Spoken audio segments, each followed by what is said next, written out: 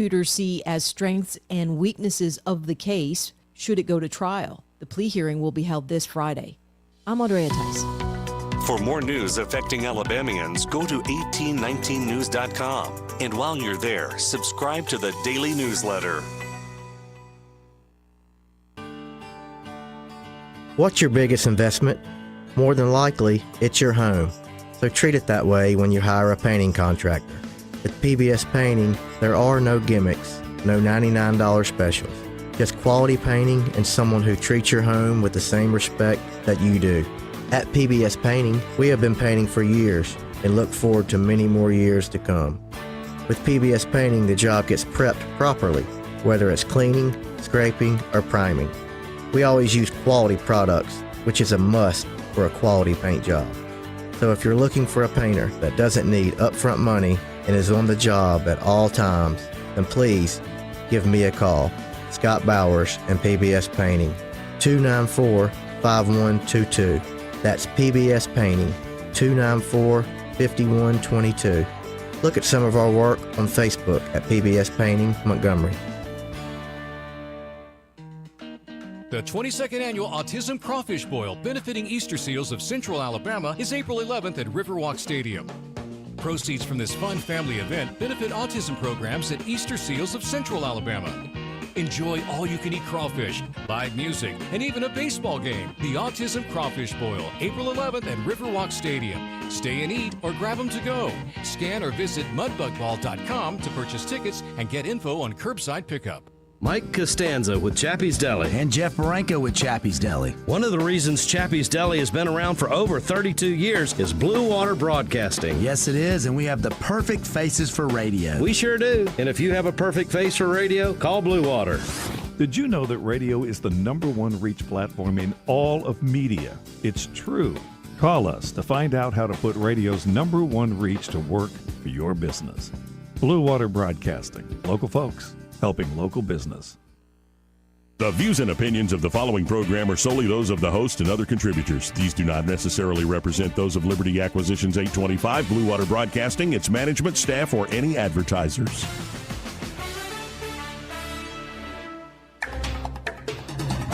It's time for Montgomery's conversational radio show. It's News and Views on News Talk 93.1 FM. To join the conversation, call 272-9228.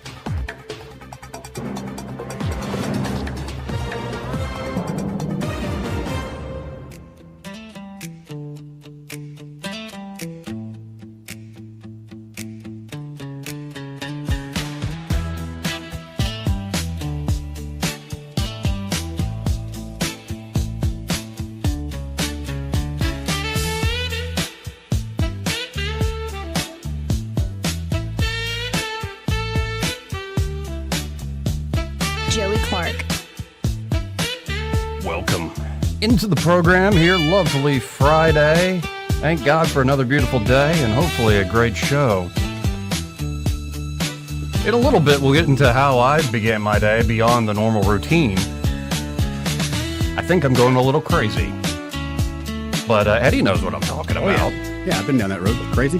One of my favorite paths to go down, Joey. Oh, no, what I encountered in my bedroom after my shower. That is hysterical. Yeah, just the imagery we'll get to. Helicopter. Troy Carrico also in the studio. How you doing today, sir? Outstanding. How are you today? I'm actually pretty great. Did we have an interloper into your room? Yes, he did. Okay, we can begin with this. Yes, he did. All right. So I had, go to church this morning, go work out, feeling great, go take a shower, and especially was listening to relaxing music, and just like the most relaxed, like head's right, body's right, just good. Fresh and clean, and I am completely butt naked, walking over to get some fresh underwear while I'm letting the bathroom like steam out, Okay. So the mirror. Put the fresh underwear part in there, yeah. No, but seriously, just get out of the shower. It's like, and because of the roof falling in, because of the tree. Yes. Like I don't have my normal routine, so but I got it. I walk completely butt naked back into my room, completely relaxed. First thing.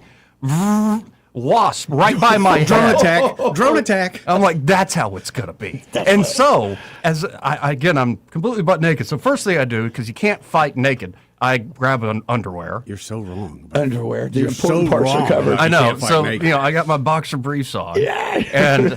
And then I realized, okay, if I hit this wasp, What are you gonna hit? Because I've killed so many, and the trick, especially when they're inside, towel, bam, step on them, turn, Can't keep them at a distance. I'm like, I have bare feet. So there are my flip-flops right there. So I am in flip-flops and underwear. Nice. Wet hair from the shower. And then, grab the towel, whap. And, as I'm squishing them, I see myself, an out-of-body experience doing this. I'm like, you are a fallen, hilarious, sad creature, aren't you?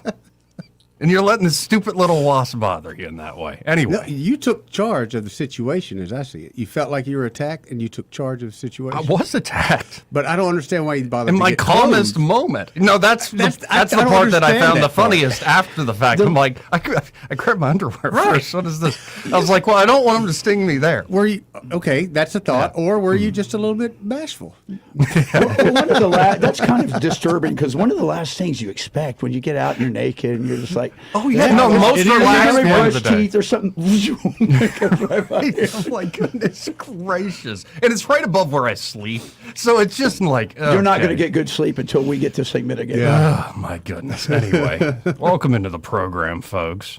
And again, thank God for a beautiful day. But I don't know what that wasp was. What sort of message that was? Anyway, Trump gives Iran a new deadline on negotiations.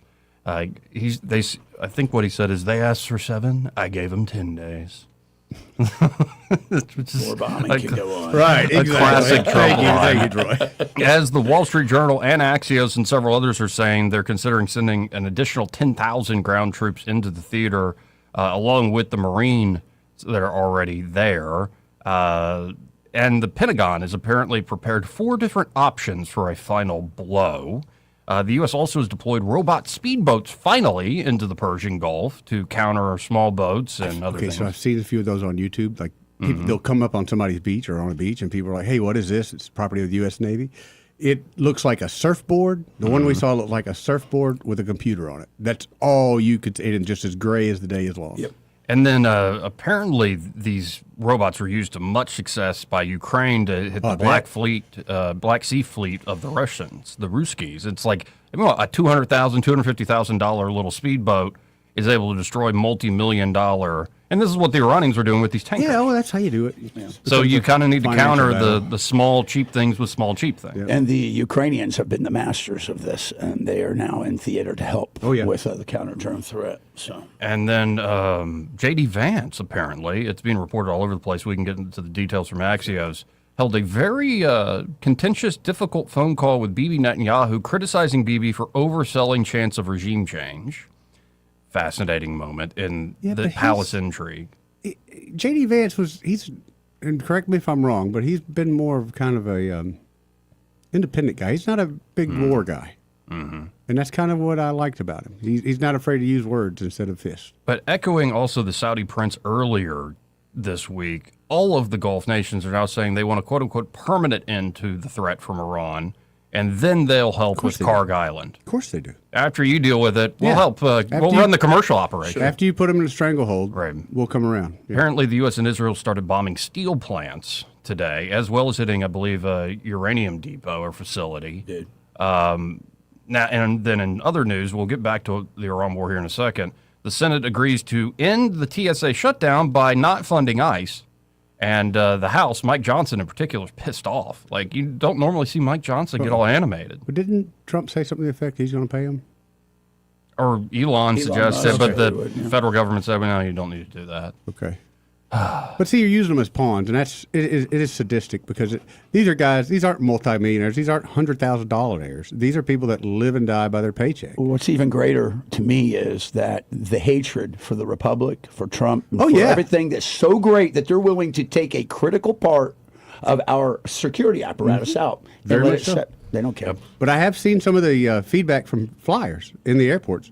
Most of it's been very positive. Yeah, I have too. Been very positive. So. Well, and now in other news, we have the Secret Service agent. A Secret Service agent shoots himself. It's not like offing himself, but accidentally shoots himself while escorting Joe Biden at the Philadelphia airport. Troy, can you go fix these guys? Secret Service used to be the elite of the elite, and now they're nothing but putzes. I think there was a really bad about 10 years ago, in fact, when Obama was in, is when they started changing the standards for everything, and it's very evident. Lowering up the standards. Very evident. Oh, by the way, all you freaks on Netflix, I don't know why I call everybody freaks there, but all you people that subscribe to Netflix, Yeah, you're getting screwed. they're raising prices on every platform. Do you know how much Netflix is now? Anybody? I know? don't even remember now. I think it's 20 something. And over $300.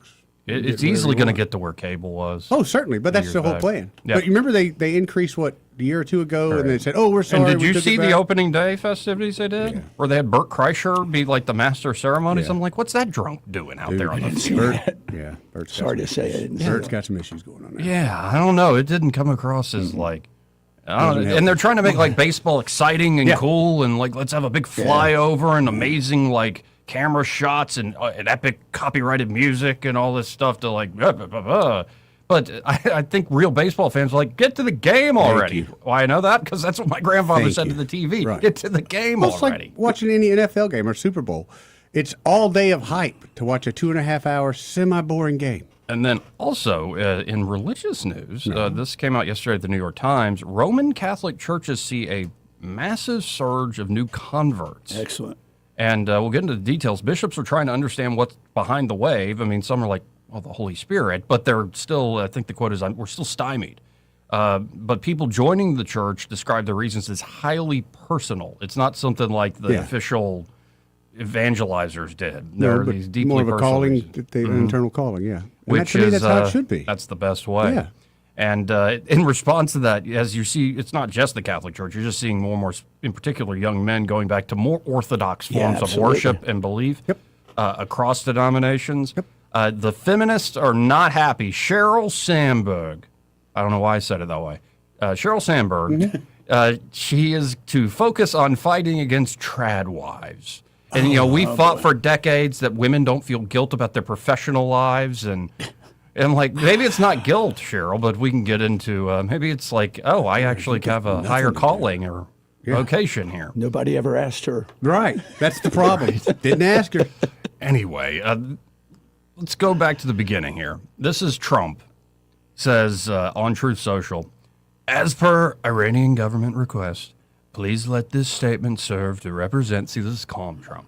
Please let this statement serve to represent that I am pausing the period of energy plant destruction by 10 days to Monday, April 6, 2026 at 8 p.m. Eastern Time. Oh, the day after Easter Sunday. Sweet. Talks are ongoing, and despite erroneous statements to the contrary by the fake news media and others, they're going very well. Thank you for your attention to this matter, President Donald J. Trump. Someone else has started doing memos like that, I read the other day. Yeah, and he was, by the way, like in further being asked about, well, what happened here? He goes, well, they asked for 7 days. I gave them 10, which is just It's a power play. It's a classic Trump move, Trump line. We'll see how it plays out. Bold strategy, Cotton. In fact, this whole thing has been a bit of bold strategy, but I want to give different perspectives. Okay. So first, we have a great informed perspective from a gentleman sitting right here. He has a new op-ed out at 1819 News, and I believe your call, love for you to read it, is to finish the job in Iran. Absolutely. We talked about this on Scuttlebutt Radio with Admiral Davis and with Sergeant Major Battaglia, and the consensus was we're too far in, and we should be very much listening to our leaders that are read on and know what's going on instead of the liberal, leftist, anti-republic media that just wants to tell us how we're failing, how weak we are, and how this is. So it's called Finish the Job. It'll post, I think, on Sunday. Okay. Finish the Job. Oh, it's out today. Oh, did it come out today? Yeah. All right. Well, they Nice. surprised me. Thank you, Joey. Finish the Job. Machiavelli, Iran, and the necessity of the sword. I've conducted several media engagements on the topic of Iran the past 3 weeks, and the fact remains that over 75% of the world's problems have been mitigated in less than 1 week by Operation Epic Fury. Despite what the mainstream anti-American media portrays, states do not survive on wishful thinking. They survive on clarity. They survive on a willingness to see the world as it is, not as diplomats and think tank courtiers pretend it to be. Niccolo Machiavelli understood this 5 centuries ago, and his warning echoes across the centuries with brutal precision. A prince who is not himself wise cannot be well advised. And nothing is more unwise, nothing more fatally naive than believing that the Iranian theocracy can be negotiated into good behavior. The West keeps trying to treat Iran like a normal state, one with beneficent goals, goodwill, and reasonable governance. This approach is flawed and can prove fatal if not corrected. It is a revolutionary regime animated by a theological mandate to dominate the region, destroy Israel, and bleed the United States wherever possible. Its leaders do not hide this. They proclaim it. They celebrate it. They build their entire legacy on it. And yet, Western diplomats cling to the fantasy that the Ayatollahs can be coaxed into moderation with the right combinations of incentives, sanctions relief, and confidence-building measures. This is the very delusion that Machiavelli warned against when he wrote that rulers who fail to understand the nature of their enemies are undone by their own mercies. This is not the time to give mercy to the battered remnants of the IRGC. Rather, now is the time to exponentially increase kinetic attacks on this pariah state. A joint Israeli and American operation, which is already planned, I can assure you, striking the critical infrastructure of communications, water, and power grid to include the nuclear station's transmission connections to the network, will plunge Iran into biblical darkness and push the populace into full-on revolution. Iran has made its nature unmistakable. They enrich uranium not because they need energy, but they seek leverage. They build ballistic missiles not for deterrence, but for coercion. They develop autonomous weapon platforms not for defense, but for regional hegemony. They arm proxies from Gaza to Yemen to South America, and they insist defiantly, openly, proudly that Israel has no right to exist. Machiavelli would laugh at the idea of negotiating with such a regime, not because diplomacy is useless, but because diplomacy without the credible use of force is nothing more than begging. He wrote that when dealing with enemies who are incorrigible, a leader must not merely wound them, he must destroy their capacity to rise again, dare I say, to kill the seed. Anything less invites future conflicts on worse terms. This is precisely where America stands today. For decades, we have wounded Iran but never finished the job. We have struck their proxies but spared their masters. We have disrupted their nuclear program but allowed it to regenerate. We have punished their militias but left their missile factories untouched. We have responded to their aggression with proportionality, as if proportionality were a virtue rather than a strategic liability, a weakness. The truth is that between Operation Midnight Hammer and Epic Fury, the Iranian networks of proxies have been marginalized. Now we must decapitate the head of this Persian snake. Otherwise, to the gelded masses throughout the world, and to Machiavelli even, they would call this what it is, weakness disguised as restraint. He warned that when the Republic confronts a hostile power, it must act with cruelty well used, swift, decisive, and final. Not cruelty for its own sake, but cruelty that prevents greater bloodshed later. Cruelty that restores order. Cruelty that ends the cycle of violence rather than perpetuating it. Iran's theocracy is weakened, fractured, and eternally despised, but it is not yet finished. And a negotiated settlement with a dying regime is not peace. It is a pause that allows them to rearm, regroup, and reassert themselves with even greater fanaticism, as well as more piss and vinegar aplenty. The Ayatollahs understand only one language, power.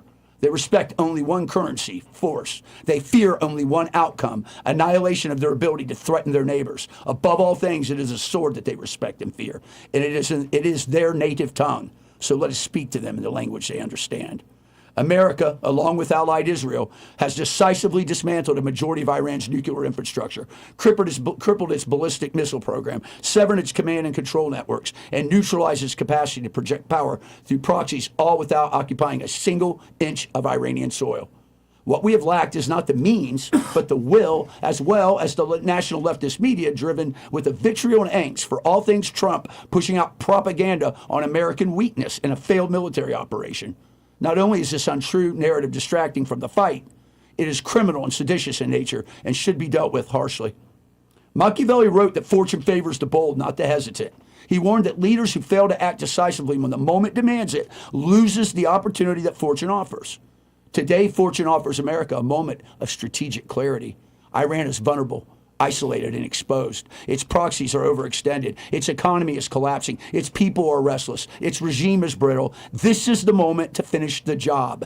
Now, let us not hearken back to the abysmal failure that was the JPCOA, replete with endless negotiations, pallets of money, with unenforceable agreements.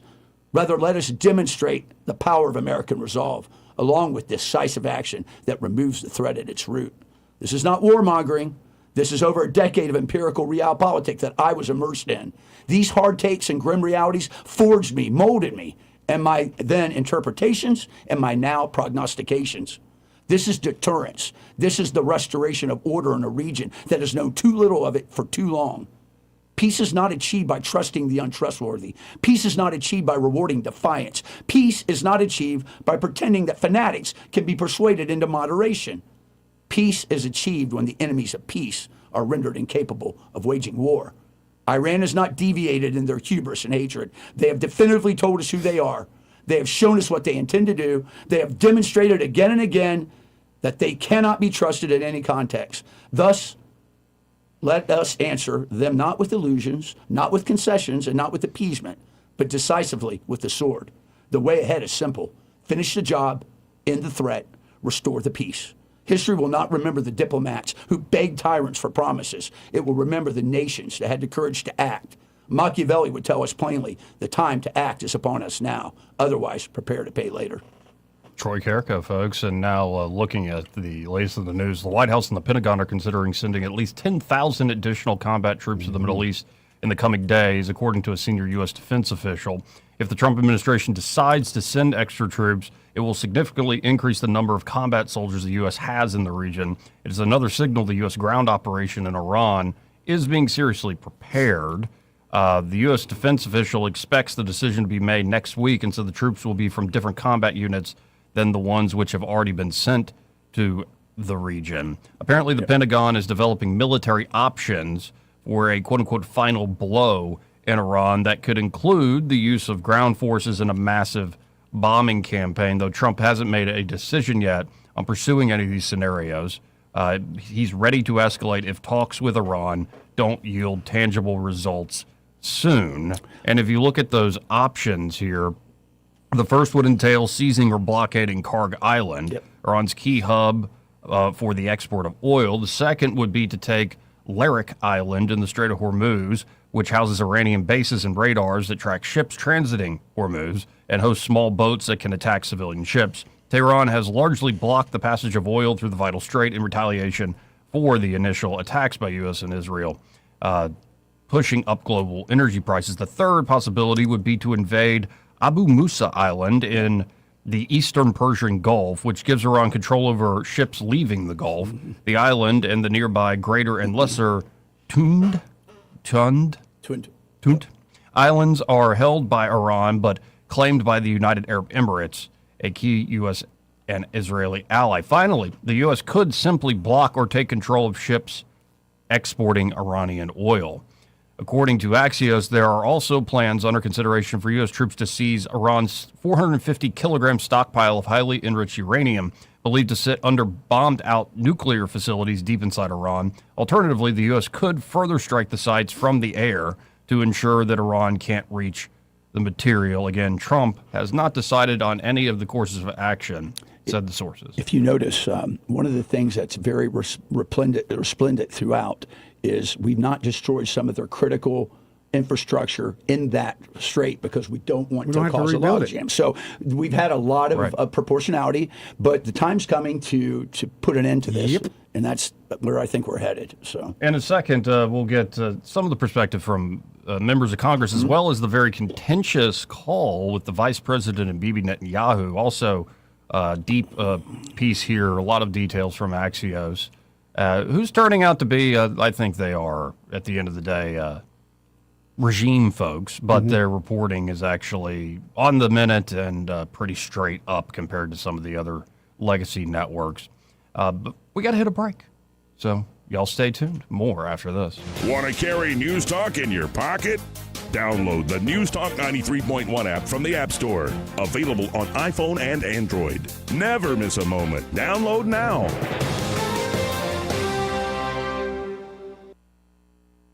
2026 marks 60 years that hope has had a home in Alabama. At the Alabama Sheriff's Youth Ranches, children who've lost everything through no fault of their own have found something priceless. A safe place to live, a loving Christian family, and the chance to simply be kids again. Here, boys and girls grow up surrounded by care, guidance, and faith, learning right from wrong, learning responsibility, learning they are valued and that their lives have purpose. As the Alabama sheriffs have believed for 6 decades, it's easier to build boys and girls than to repair men and women. These former ranchers are now teachers, parents, business owners, and leaders, living proof that love, structure, and faith can change a life forever. As the Alabama Sheriff's Youth Ranches celebrate 60 years of serving Alabama's children, you can help ensure the next child has the same chance. Learn how you can make a difference at alabamasheriffsyouthranches.org. 60 years of building lives, and we're just getting started. I'm back to doing what I love and more, thanks to the Good Feet store. I suffered with plantar fasciitis for almost 20 years. I would try drugstore insoles and supports. If you suffer with plantar fasciitis, we know the search for pain relief can feel like a hopeless ordeal. I've been through surgeries, foot injections. I thought that foot pain was going to be with me for the rest of my life. At the Good Feet store, we hear stories every day of all kinds of cheap inserts, expensive shoes, and other failed remedies people have tried that just didn't work. I was trying all different things. Not a single one worked. And then I was driving past the Good Feet store, and I thought, why not? Give it a try. They wanted to make sure that they gave me the right arch support for my feet. Then it was like, okay, this is different. These make a difference. I'm so glad I met Good Feet. That changed my life. Don't lose hope. Give the Good Feet store a try. We're located at 7341 East Chase Parkway in the shops at East Chase. Now hiring. Montgomery Men's Health salutes the man everyone depends on. You, the grill master. Your family don't have to go out to eat. You carry the load. You solve the problems. Mr. Fix It. But when you're off, we all feel it. And what happens when the gas runs out? When the strength drops? When the transmission stalls? And I ain't just talking about your truck. Male performance is complicated. Treating low T and ED requires technical precision, and that's where Montgomery Men's Health shines. We've been conquering this since 2014, long before every strip mall had a low T sign. We started this clinic to level you up, to help separate fact from internet fiction, hype from the successful realities we see every day. What works 92% of the time versus what might work online. And we keep getting better. Better service, better care, better value. And for $99, you'll receive a lab panel in minutes and a consultation with our medical provider. Don't wait. Call 334-440-3663 or go to MontgomeryMen'sHealth.com. Rich Thomas Weather is brought to you by Alabama Wholesale Lumber. It's more than just great prices on lumber. From Trex decking to energy-efficient windows and Tamco shingles, Alabama Wholesale Lumber has it all. Rich Thomas Weather. Well, hi, everybody. Clouds and mist give way to lots of sunshine today and a warm day with a high temperature up to about 86. Tonight, becoming partly cloudy, quite breezy and much cooler behind a cool front. With winds gusting as high as 30 miles per hour, look for a morning low down to about 50. Sunshine tomorrow, but significantly cooler with a high temperature up to about 71. Gusty north winds up to 30 miles per hour. A fire weather watch, so no burning. Then a cold Saturday night will end up with mostly clear skies and temperatures in the 40s. Sunday looks like a mostly sunny day, high around 74, up near 80 Monday. From the Blue Water Weather Center, this is Rich Thomas. Feeling the pressure of high credit card rates? ASE Credit Union has you covered with a low 1.99% APR on balance transfers. Move your balances in March or April and lock in that 1.99% rate through your October statement. Visit ASE Credit Union today. Federally insured by NCUA. Terms and conditions apply. When news happens, you'll hear about it first. The River Region's most trusted voice. News Talk 93.1 FM WACV.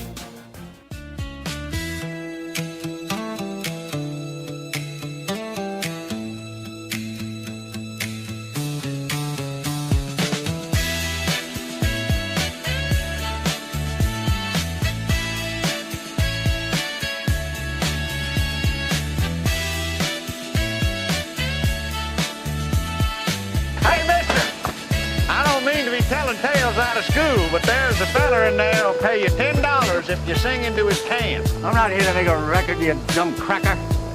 They broadcast me out on the radio. Joey Clark. Welcome back to the program.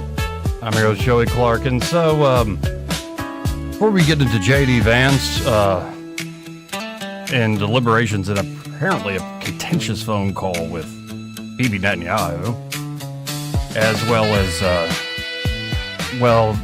so much of what's going on with the possibility of negotiations, in particular, certain members of Congress who are very much, I think it's Nancy Mace who says, I want Lindsey Graham out of the Situation Room.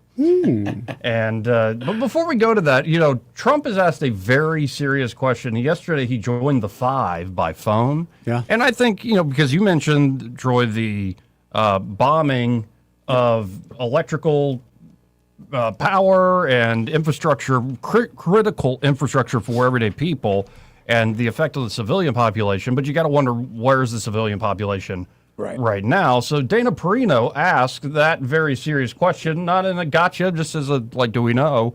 And listen to the president's response. I think it is alarming that we have not been able to see or hear from any of the Iranian people. And I imagine that is because their internet is shut down. And I think there is some general worry about them. Obviously, their government treats them terribly and killed tens of thousands of them in January. Like Kayleigh, I would never ask you to tell us something that is classified, but do you have any insight as to how they are doing? Do they have drinking water? Do they have food? I do. It's upsetting. I do. But first, you remember when we had lunch years ago in the base of Trump Tower when it was a brand new building? It's a long time remember ago. the dress you had on? You haven't changed. Oh. You have not changed. Now, I'm not allowed to say this. It's the end of my political career, but you may be even better looking, okay? So I don't know what you're doing, but I will not say What? What's so bad about that? He's so funny. You're not allowed to say a woman's beautiful anymore. Yes, you can. He does. Yeah, that's right. And I don't know many women out there that would be too offended if the president called them beautiful. Come on. No, there's already some liberals jumping on this. See how Gutfeld and Jesse Waters are laughing at that? Trump is their idea of masculinity. What color was their hair? Toxic masculinity. Was it purple? With a shade of blue? Yeah, probably had green hair. Green. I don't even know. Yeah. Anyway, but it also shows Trump's just master of redirection. Asked a very serious question. I do know about it, but first, remember when we had lunch? Those are off her game, man. At the Trump Tower. At the Trump Tower. You don't look different. In fact, you're better looking. Better than him saying at my place. Remember we had lunch at my place. Mm-hmm. Yeah. That might be bad. Yeah. You don't want it to be suggestive of anything. Right. That would be just wrong. Anyway, Vance's greatest challenge, making peace with Iran. Vice President J.D. Vance is preparing to take on the most important assignment of his career, steering U.S. efforts to end a war he'd been concerned about waging in the first place. Vance has already had multiple calls with Israeli Prime Minister Benjamin Netanyahu, met Gulf allies about the war, and been involved in indirect communications with the Iranians. He's expected to be the top U.S. negotiator in potential peace talks. Vance was highly skeptical of Israel's rosy pre-war assessment of how the war would unfold and currently expects the war to continue for another few weeks. Vance advisors think some in Israel are trying to undermine the vice president, possibly because they find him insufficiently hawkish. Israeli officials, of course, deny that. President Trump made Vance's role official in a cabinet meeting on Thursday, asking the VP to give an update on Iran and noting that he was working with Steve Witkoff and Jared Kushner on the negotiations. Vance's seniority in the administration and his well-documented opposition to open-ended conflicts overseas, White House officials say, make him a more attractive interlocutor for the Iranians than Witkoff and Kushner, who oversaw the two previous rounds of failed talks. Partly for those reasons, Witkoff recommended Vance as lead negotiator. If the Iranians can't strike a deal with Vance, they don't get a deal. He's the best they're going to get, a senior administration official said. A White House official sought to tamp down the speculation, saying that Witkoff and Kushner are still working these lines, and the VP is ready to play his part if negotiations ripen. But we aren't there yet. The Iranians need to decide if and how they want to come to the table. On Thursday, Trump extended his deadline for negotiations with Iran as Pakistani, Egyptian, and Turkish mediators keep trying to organize in-person talks. Iranian officials told the mediators they're still waiting for a green light from quote-unquote top leadership. If such a summit happens, Vance could sit across the table from Iran's Speaker of Parliament. The administration is also considering a major military escalation if diplomacy fails. Administration officials suspect foreign agents of spreading the word that Iran wants to negotiate with Vance. Vance advisor Andrew Surabian said on X that a CNN report to that effect was evidence of a coordinated foreign propaganda op. It's an Israeli op against JD, another administration official told Axios, referring to the narrative that the Iranians see Vance as inclined to cut a deal and get out. There's no evidence of any such Israeli operation. White House officials started suspecting that some in the Israeli government were trying to smear Vance after a difficult phone call on Monday between Netanyahu and Vance. In the call, Vance mentioned that several of Netanyahu's predictions about the war had proved far too optimistic, particularly when it came to the prospects of a popular uprising to topple the regime. Before the war, Bibi really sold it to the president as being easy, as regime change being a lot likelier than it was, and the VP was clear-eyed about some of those statements, a U.S. source said. The day after that call, a right-wing Israeli newspaper owned by GOP megadonor Miriam Adelson reported that Vance had yelled at Netanyahu over the issue of settler violence against Palestinians in the West Bank. Multiple U.S. and Israeli sources said the story was erroneous, and Vance advisors suspected it was leaked by the Israeli side. An Israeli official denied Netanyahu planted the story and said his office had actually denied it when approached by reporters at multiple outlets. The Israeli embassy in Washington declined to comment on diplomatic conversations between Netanyahu and Vance. Apparently, Vance met Wednesday with a delegation of senior Emirati officials and on Thursday with the Prime Minister of Qatar. Both meetings focused on the war, the talks with Iran, and military assistance to the two Gulf allies. Vance has been extensively involved in diplomacy with Iran, both before and after this war started. Last weekend, during the indirect exchanges of messages with the Iranians, the White House floated the possibility of Vance leading a U.S. delegation for high peace talks. The White House asked the Pakistani, Egyptian, and Turkish mediators to tell the Iranians that their willingness to have Vance lead the talks was proof that Trump was serious. Vance also chaired several National Security Council meetings on military options for Iran between the protests that began last December and the onset of war. During the lead up to the war, Vance was one of the more skeptical internal voices, raising questions about its duration, purpose, and impact on U.S. munition stockpiles. Once Trump decided to go to war, though, Vance advocated for using overwhelming force, this is a good sign about JD, to achieve victory as quickly as possible. Yep. Vance advisors say he's supportive of Israel, but is concerned about potential gaps between the U.S. and Israeli objectives as the war continues, as he should be. An Iraq war veteran, Vance told the Washington Post 2 days before the bombs dropped on Tehran, quote, "I do think that we have to avoid repeating the mistakes of the past. I also think that we have to avoid over-learning the lessons of the past." It's a balanced view there.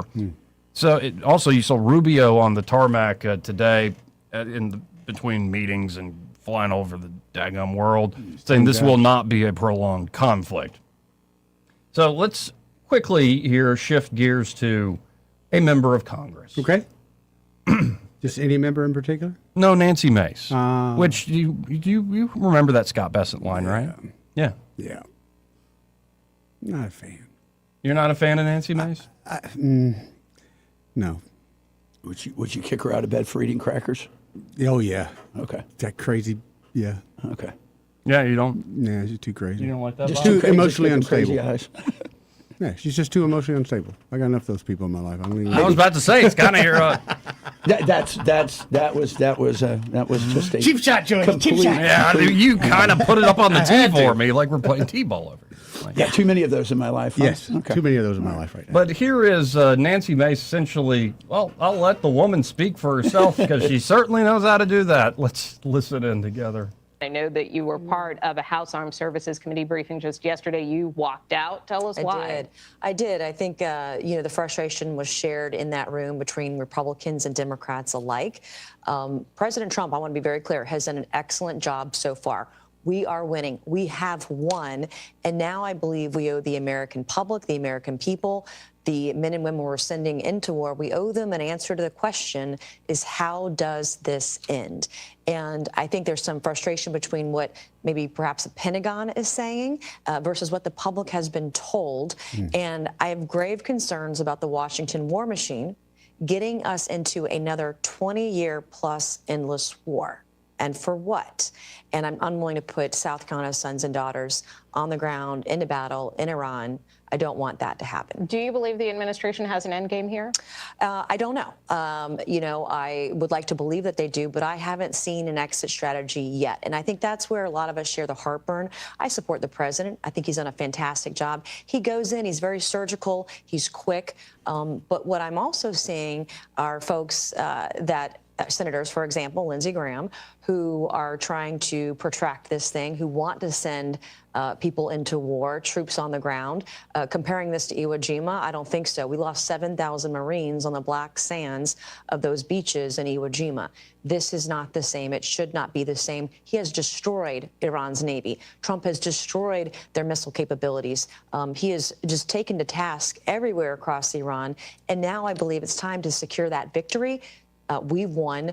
And now let's start rebuilding where we need to get our energy back on track and see where we can go economically in the long term, because there's a lot of work to be done here. You brought up your fellow South Carolinian Senator Lindsey Graham, and you know who they're talking about. It's not just about sex. That's right. Stop playing with it. Okay, I will. Do you believe that his role is too outsized here in terms of his advice to the president? And have you conveyed that to him personally? I've conveyed that publicly. I am joined by my colleagues like Congresswoman Anna Paulina Luna and Congressman Lauren Boebert. I mean, I've seen them make their public statements as well. I think we share that, and I've expressed that to the White House, that Senator Graham has an outsized role. He needs to be taken out of the room. I don't want to hear him. He's the same guy that got us into Iraq, the same guy that wants endless wars. And that I don't support the Washington war machine. Like we've done a great job. The president has been very successful. Now it's time to start discussing, what does exit look like? It's going to be fascinating to watch, because there's all sorts, and everybody's got a right to their perspective. But can you imagine the weight of decisions on Donald Trump right now? Now, he seems to be loving it. Yeah. Like in his element. This is his element. Like he wants that weight. He kind of lives for that weight of responsibility. And it does seem like he is classically, Donald Trump, weighing both, say, extremes. Like, time to talk about ending it now. No, we need to come in with the full force of God. That best we can, best we can imitate. And what he's essentially doing is offering up that fist as on the horizon while he's also talking, which might very well be the sweet spot here. I will say, as you were suggesting, Troy, the destruction of civilian infrastructure, that would destroy the regime, no doubt. It would come apart very quickly. But you're talking about mass mayhem, and it would be power vacuum. Huge power vacuum. Years where does that revolution end, number one? No matter how this ends, we're going to see an uptick in Shia fanaticism and fundamentalism. But we need to be prepared to realize that this is the ground zero. This is where all their weapons come from. I was wounded in Talafar in 2005 by an explosive foreign penetrator that was machined outside of Tehran. They traced these weapons. It went through our vehicle, killed 2 of the people. I'm telling you, they have proliferated their weapons, and it's time to put them to bed, and then we can deal with the other offshoots as it comes. So, and can you imagine being in, like, it's one thing for us to sit on this radio show, other radio shows.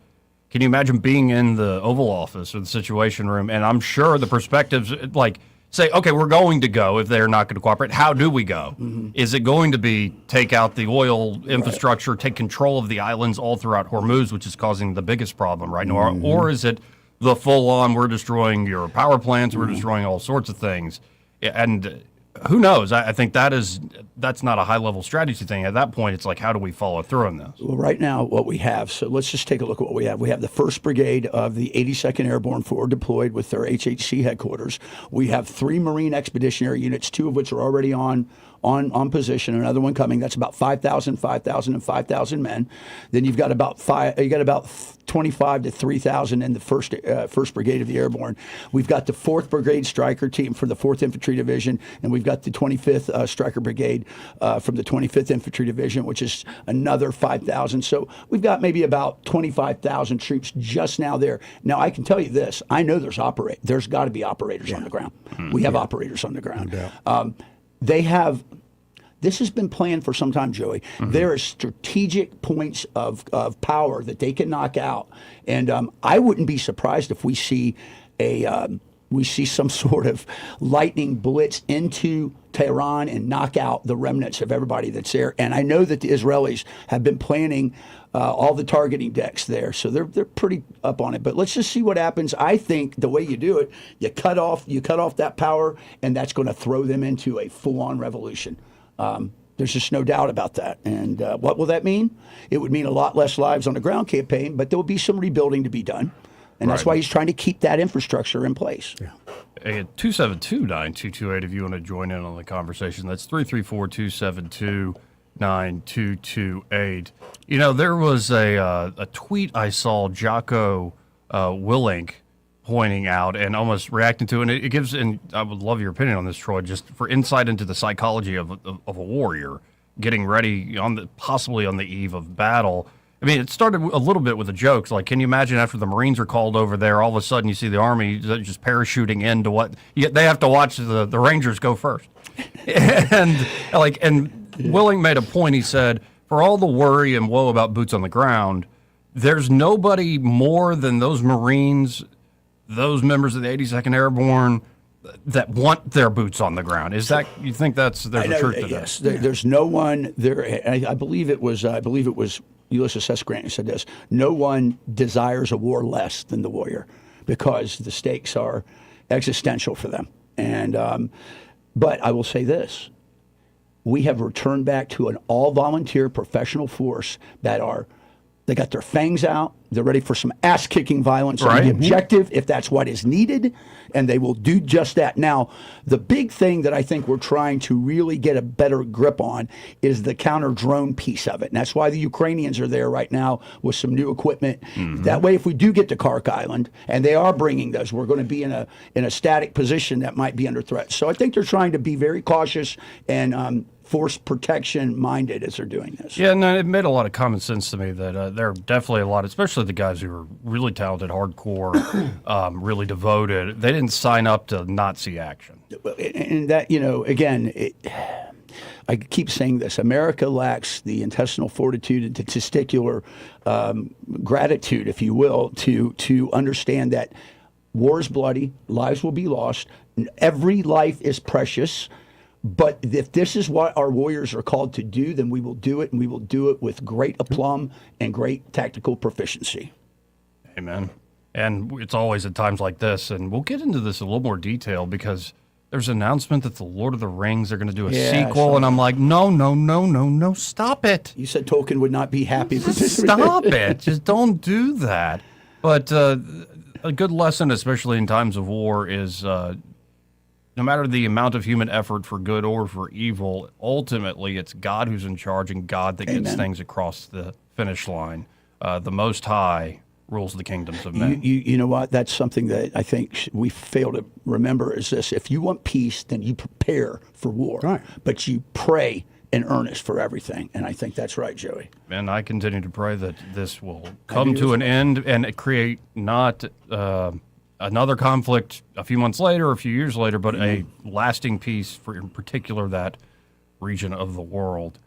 I think you could see amazing things happen if that peace actually breaks out and holds. Anyway, we got to hit a break here. Hopefully we'll get Austin Branco with Invista Advisors on the other side. He may not know whether he's coming or going, but whether you're going to work or coming home, Greg Budell is there. Mornings 6 till 9 and afternoons 3 till 6. Only on News Talk 93.1 FM WACV.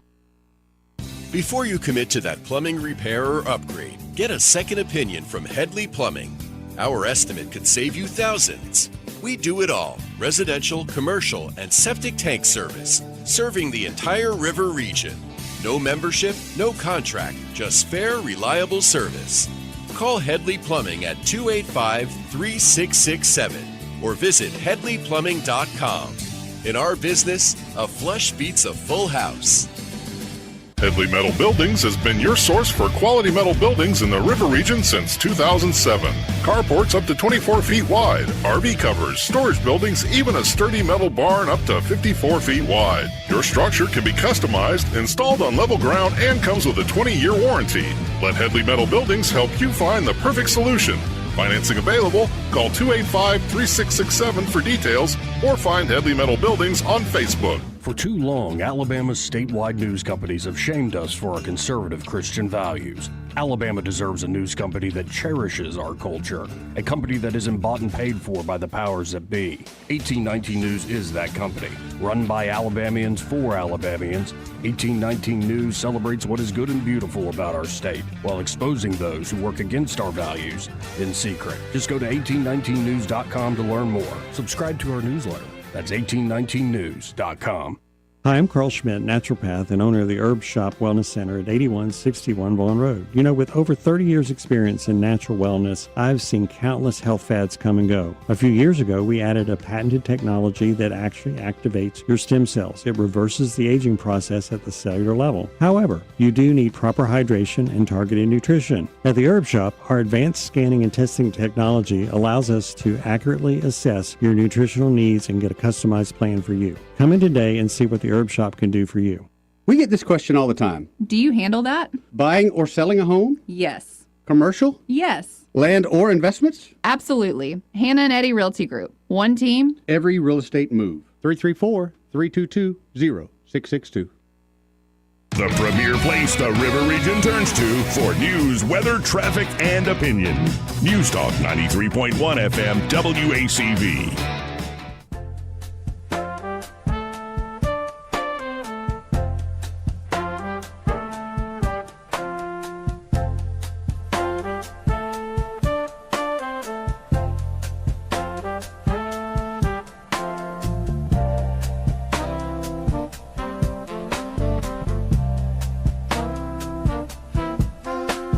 Joey Clark. Welcome back. This part of the program brought to you by Invista Advisors. And it seems like Austin Baranko is busy right now, so... with all the things that are going on, I'm sure he's a busy man right now. Oh, yeah, having to pay attention in real time to a lot of what's going on with this war. Markets hate uncertainty, and there's nothing more uncertain than war, even when you have a massive advantage over the other the other belligerent. But Invista Advisors, it's that sort of expertise and insight that allows them, to create a long-term financial plan for you.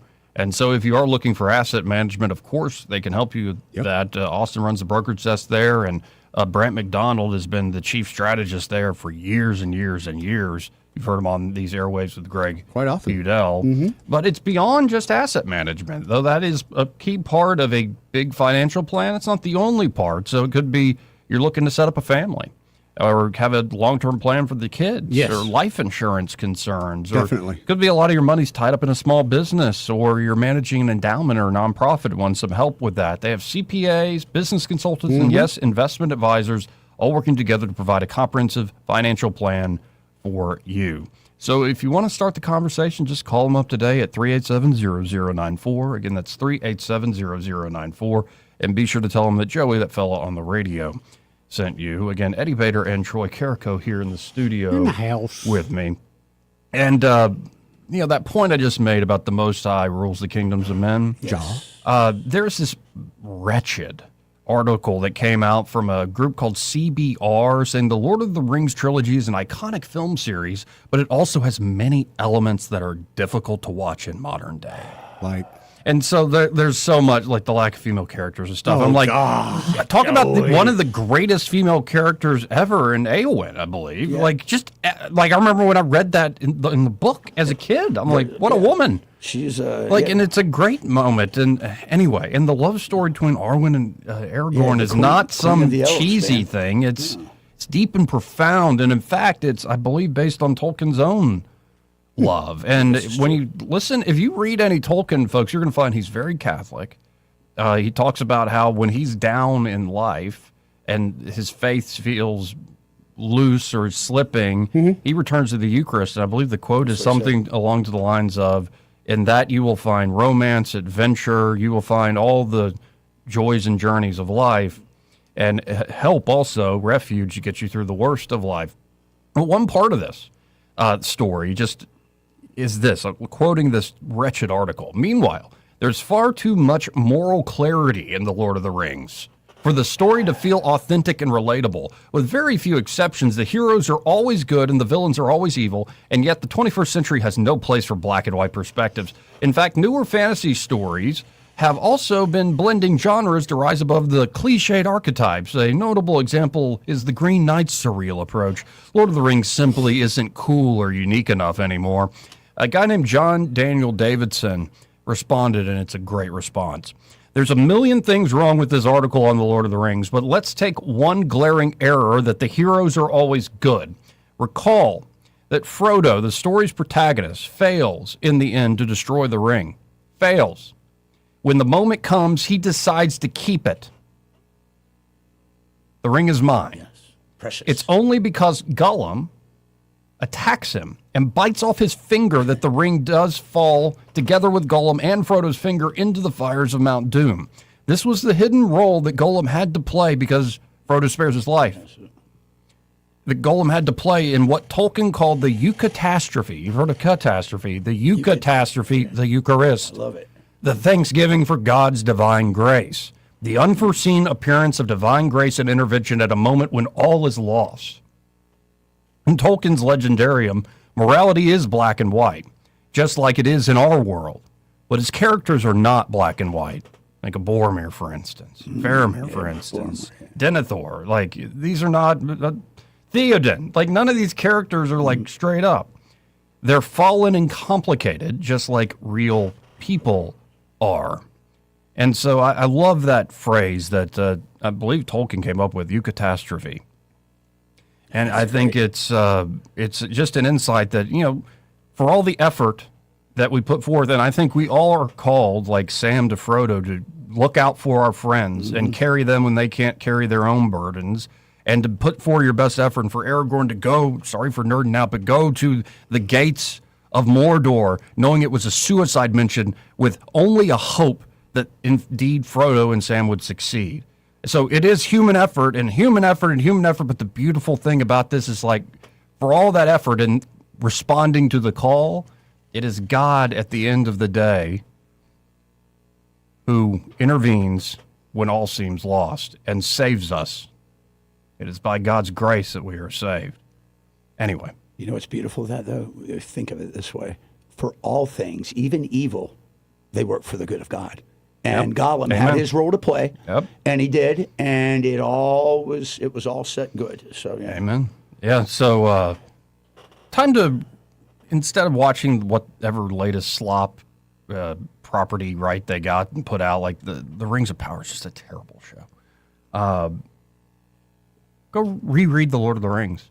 And in fact, get a brand new, like, beautiful copy of it. Get the audiobook performed by, I believe, Andy Serkis, and he does all these voices in remarkable ways. Read along with it, and it will also be something that you could do every night, say, with the kids for a long, long time to complete the entire story. And I think not only will you have great entertainment, I think it's something that is life-changing.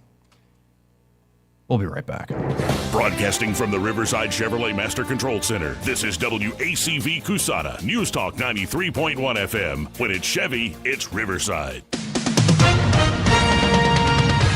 With SRN News, I'm Bob Agnew in Washington. Iran state media says its nuclear facilities have come under attack. That happened just hours after Israel threatened to escalate and expand its campaign against Tehran. IRNA reported today that a heavy water plant and a yellow cake production plant were struck. The agency said there is no risk of contamination. The House is weighing the next step on legislation to fund most of the Department of Homeland Security. That's after the Senate last night sent over legislation to end the budget impasse that has jammed up airports, disrupted travel, and left TSA agents unpaid now for more than a month. The Senate early today approved the deal without a roll call vote. The House also has to approve it before President Trump can sign it into law. U.S. stocks falling today once again as Wall Street tumbles toward the finish for what would be a fifth straight losing week. This is SRN News.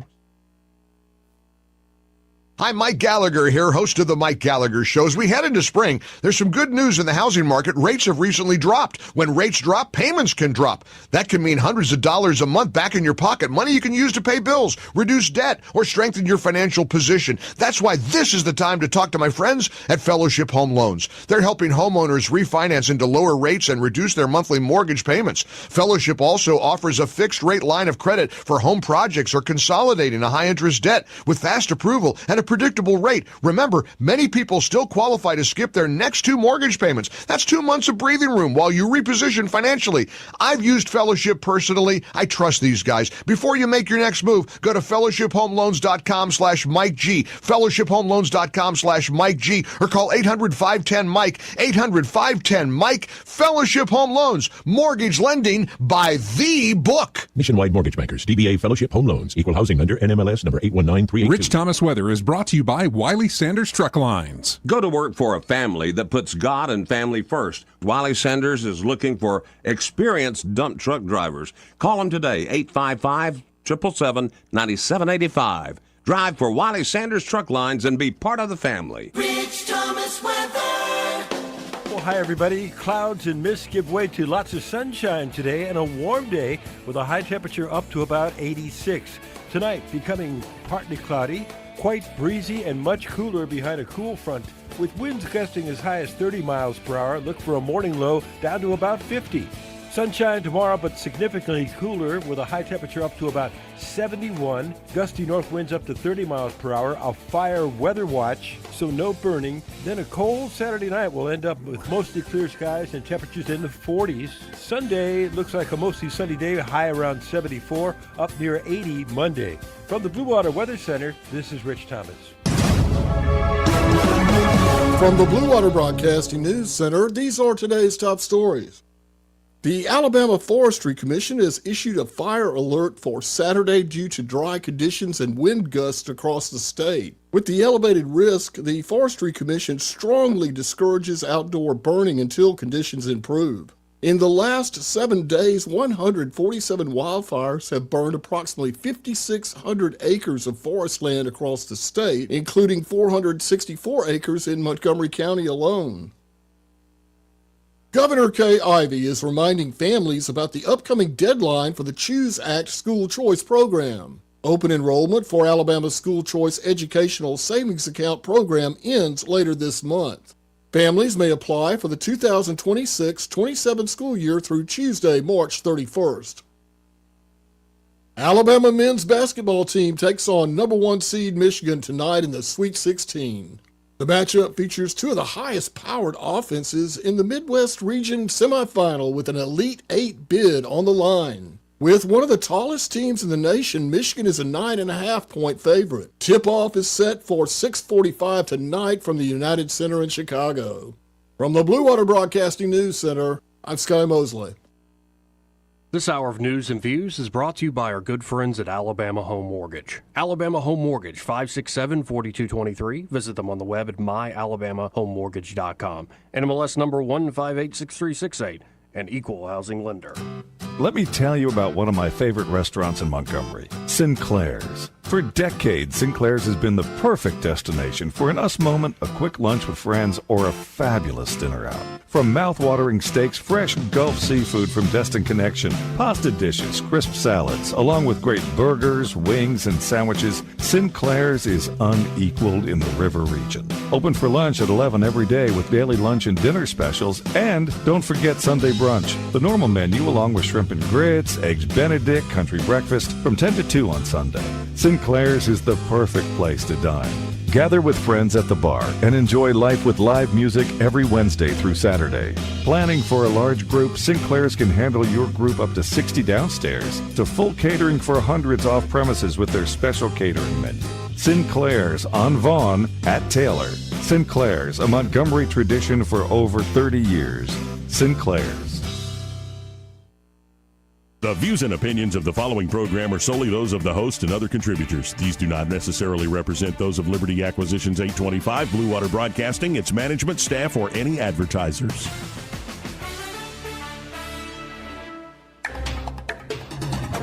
It's time for Montgomery's conversational radio show. It's News and Views on News Talk 93.1 FM. To join the conversation, call 272-9228.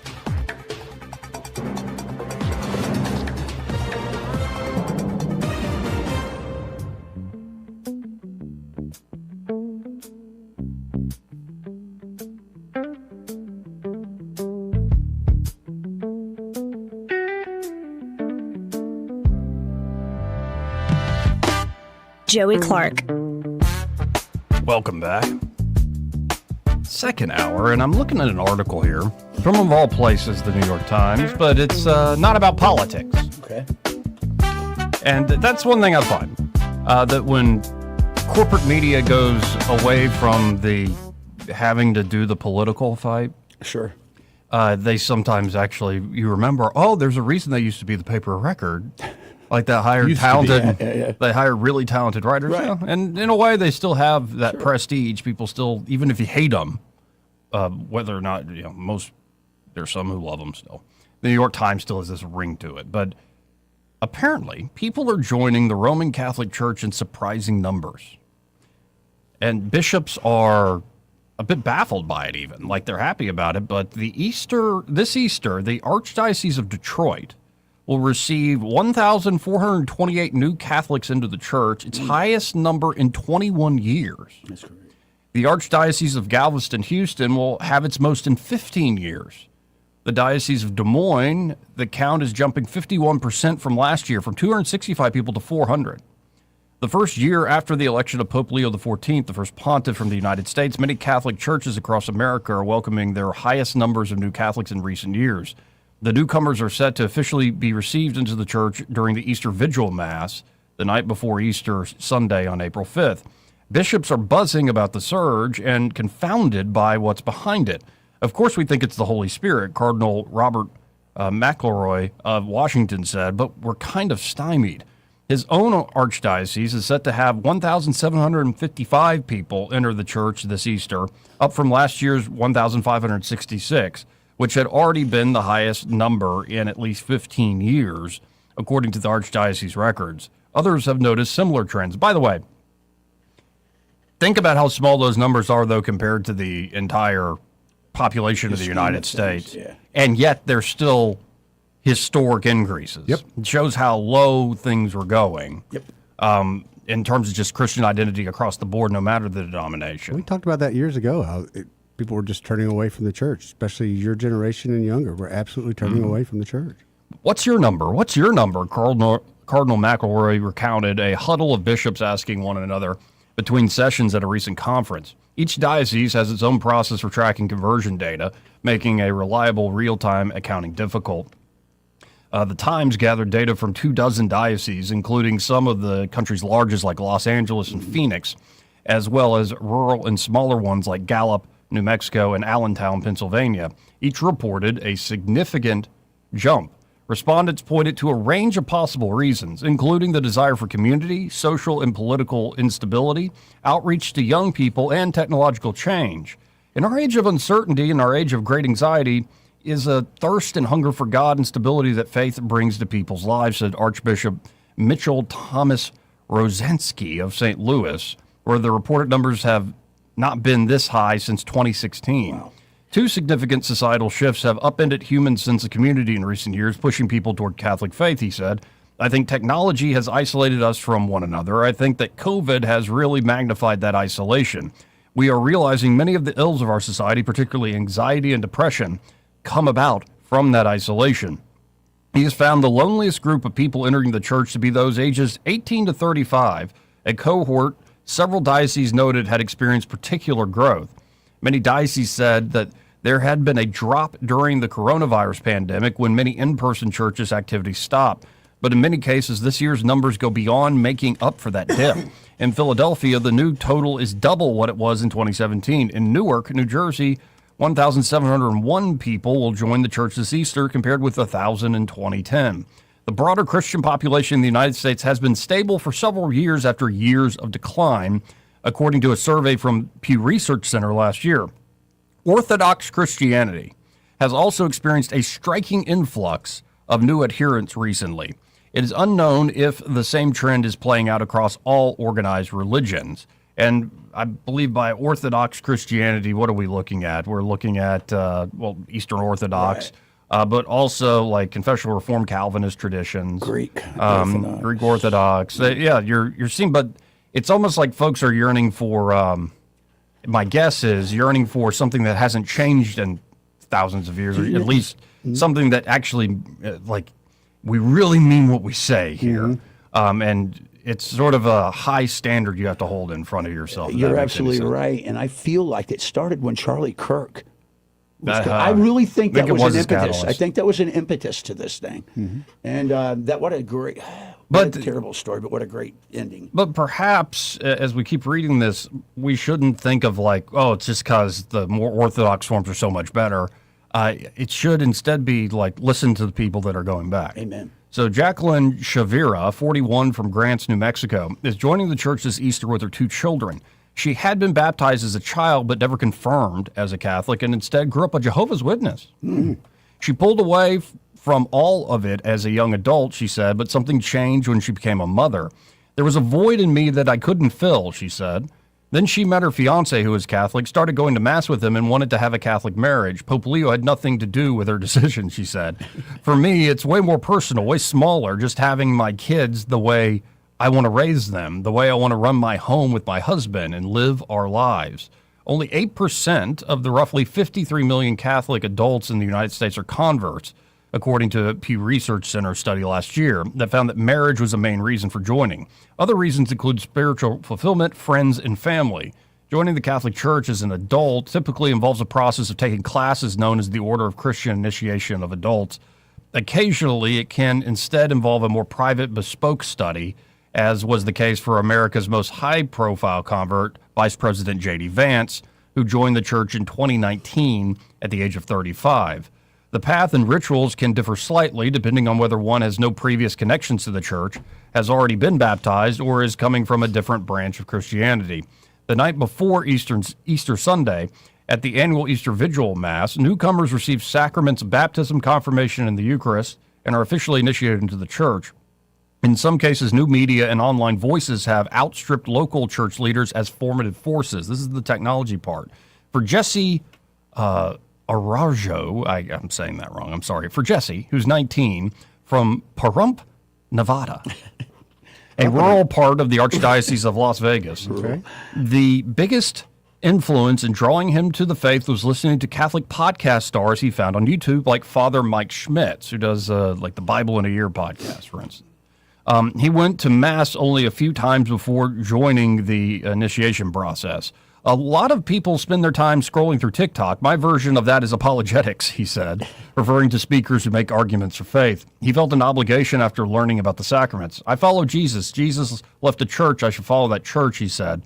Now, both of his parents are taking those OCIA classes too, he said, which made him feel a sense of pride.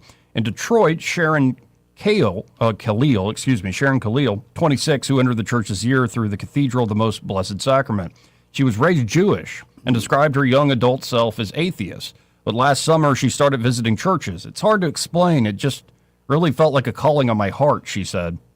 When her friend, who had recently converted, invited her to visit the cathedral, a priest and a deacon personally welcomed her.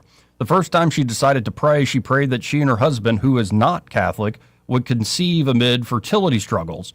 The next day, she found out she was pregnant. And it felt like a divine sign, she said. When she later miscarried, the only place she wanted to be was in church. The way the community just wrapped me in prayer, wrapped me in love, and had supported me through that difficult time really just affirmed that I was in the right place, she said. Amen Ra Pryor, 23, a PhD student in mathematics at Howard University in Washington, started his freshman year of college during the pandemic and struggled with depression and finding community. He grew up non-religious and agnostic, but new friends introduced him to non-denominational churches. Over time, he began exploring the deeper questions, he said, like, quoting this young man, like, what does it mean to live a good life and do good, and what is faith, and is faith reasonable? He started reading ancient philosophy from Christian thinkers and watched YouTube videos from Catholic apologetics like the Thomistic Institute and Taylor Marshall. When he moved to Washington, he started attending Mass at St. Augustine's, or St. Augustine's, a congregation started by emancipated black Catholics before the Civil War, where he will be formally received into the church at the Easter Vigil. He is particularly drawn to the church's teaching on suffering, which he said helps him get through difficult trials, and he appreciates going to confession.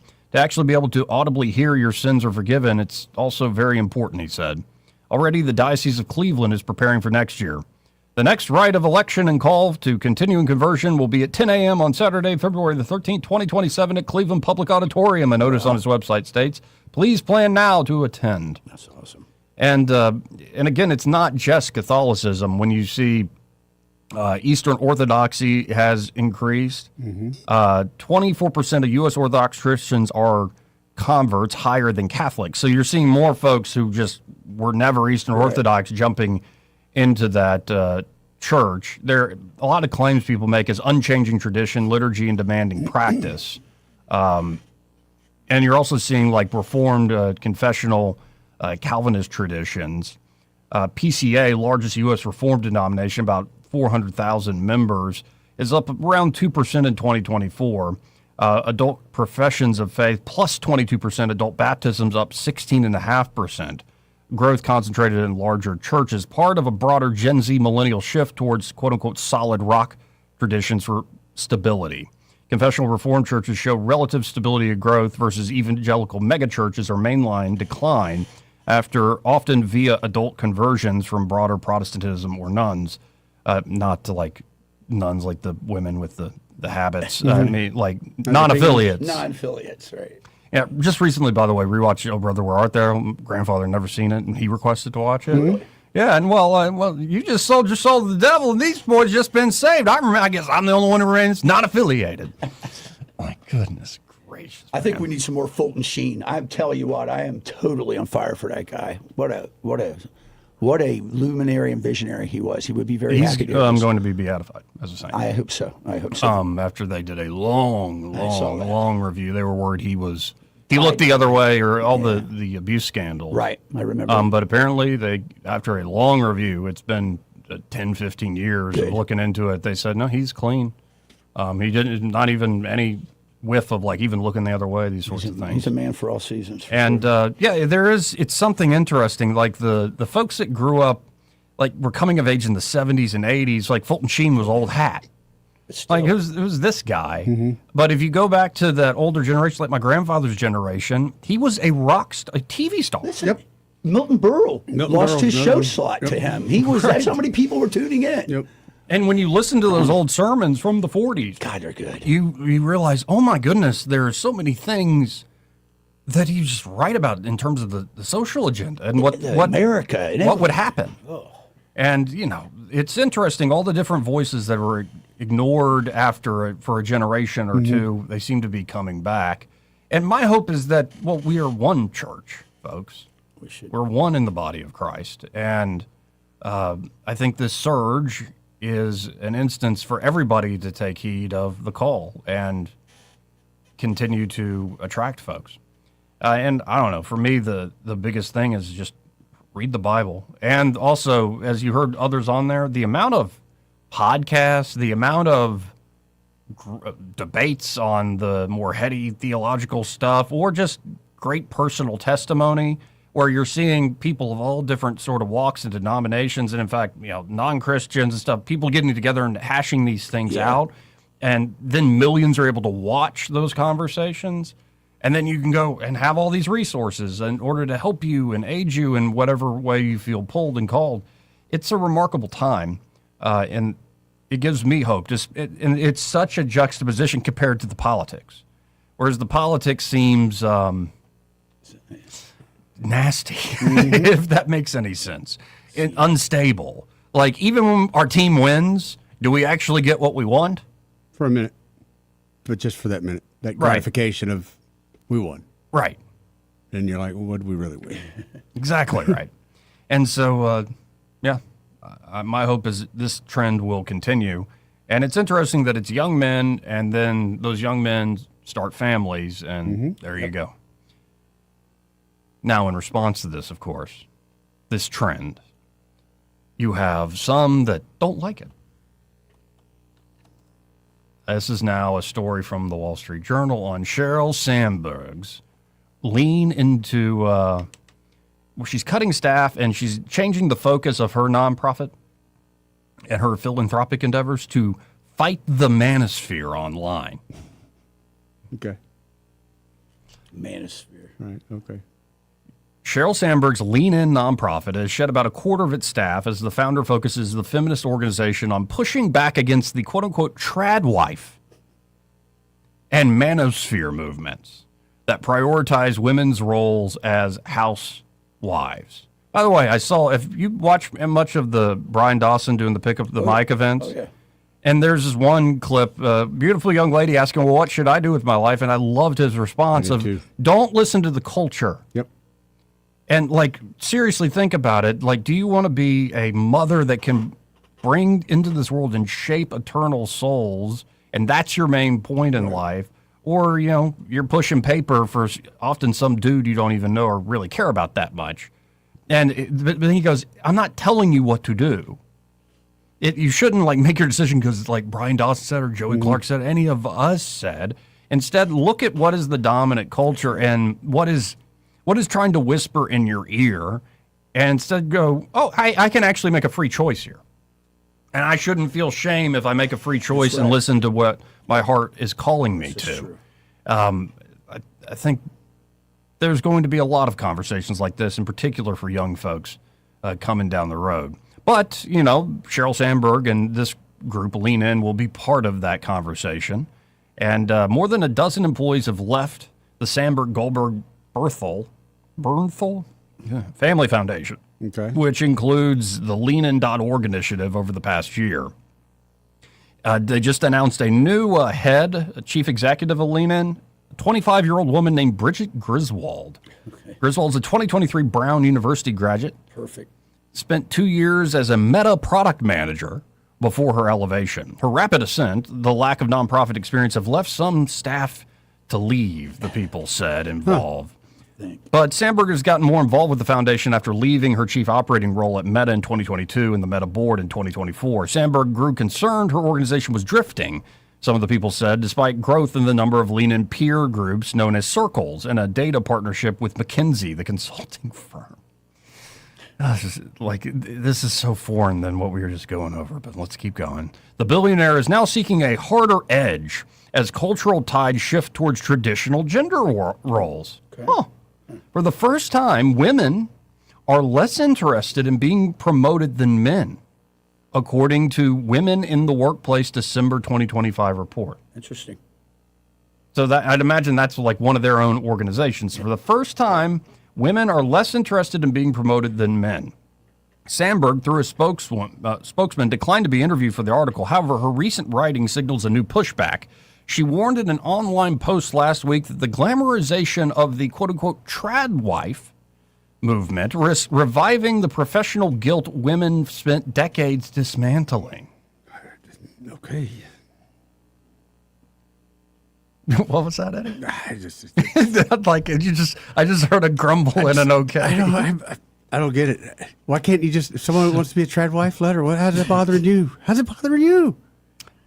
How's it putting your whole thing down? It's somebody that's not interested in what you're selling, so move on. Sandberg has been one of the most outspoken advocates for women in business, particularly her book, Lean In, Women, Work, and the Will to Lead, published in 2013. The bestseller, which she described as a sort of feminist manifesto, helped to make women's professional advancement a boardroom topic. That same year, she started leanin.org. Of the 5 highest-paid executives listed on the foundation's tax form, who all made north of $290,000. 2 of them have left in the past year, according to the form and the executives' LinkedIn profiles. The foundation, which has more than 50 employees, spent more than $10 million on annual employee salaries and benefits. Wow. Lean In and Sandberg posted about Griswold's elevation to the CEO role on Tuesday, saying she's impressed the board with her passion for making sure that women harness the power of AI to further their careers. But, okay, why, to your point, Eddie, why can't you just focus on, You do you, dog. Yeah, making the career, you do you. You do you, dog. And instead, we also have to have the counter messaging to the traditional wife I just don't gender understand role. that. I don't understand that for the life of me. And if someone were to tell you that and kind of butt into your relationship with that, tell them, get the hell out, man. Put your nose somewhere else. And my wife and I are happy with whatever roles we have. And you got to wonder about the origins of this. Like, why is the trad wife thing? Because, well, you're noticing the young men going back to church, and you're noticing more and more. It's the same thing. It's the same thing. Like, and you could respond with, well, maybe the trad wives are trying to get rid of the generational guilt of being a mother and a homemaker associated with that. And I Really? kind of like your point, and this should be the basic point. You are free to do what you want. Right. Listen to your heart.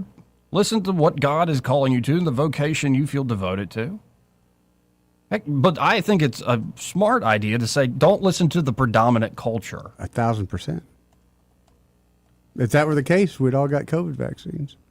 But this is from Sheryl Sandberg, the actual LinkedIn article from LinkedIn. Every so often, we create new language for old ideas. Right now, it's trad wives. Hashtag tradwife has reached over 600 million views on the TikTok. The trad is short for traditional. Thanks for that. What's so wrong with And the lifestyle these creators adopt idealizes traditional gender roles for women, including deferring to their husbands as the primary decision maker. While some tradwife influencers spin this as a fresh take, it's really a tired concept. Talk about tired concepts. Maybe. The fact is, working as a full-time wife and mother has always been on the list of options for women, and it should be. Every woman should be able to make her own choice about what's right for her and her family. But we need to acknowledge that trad wifedom is not an option most women have. The majority of women work outside the home, some because they want to, others because they need to, and many because they are primary breadwinners for their families.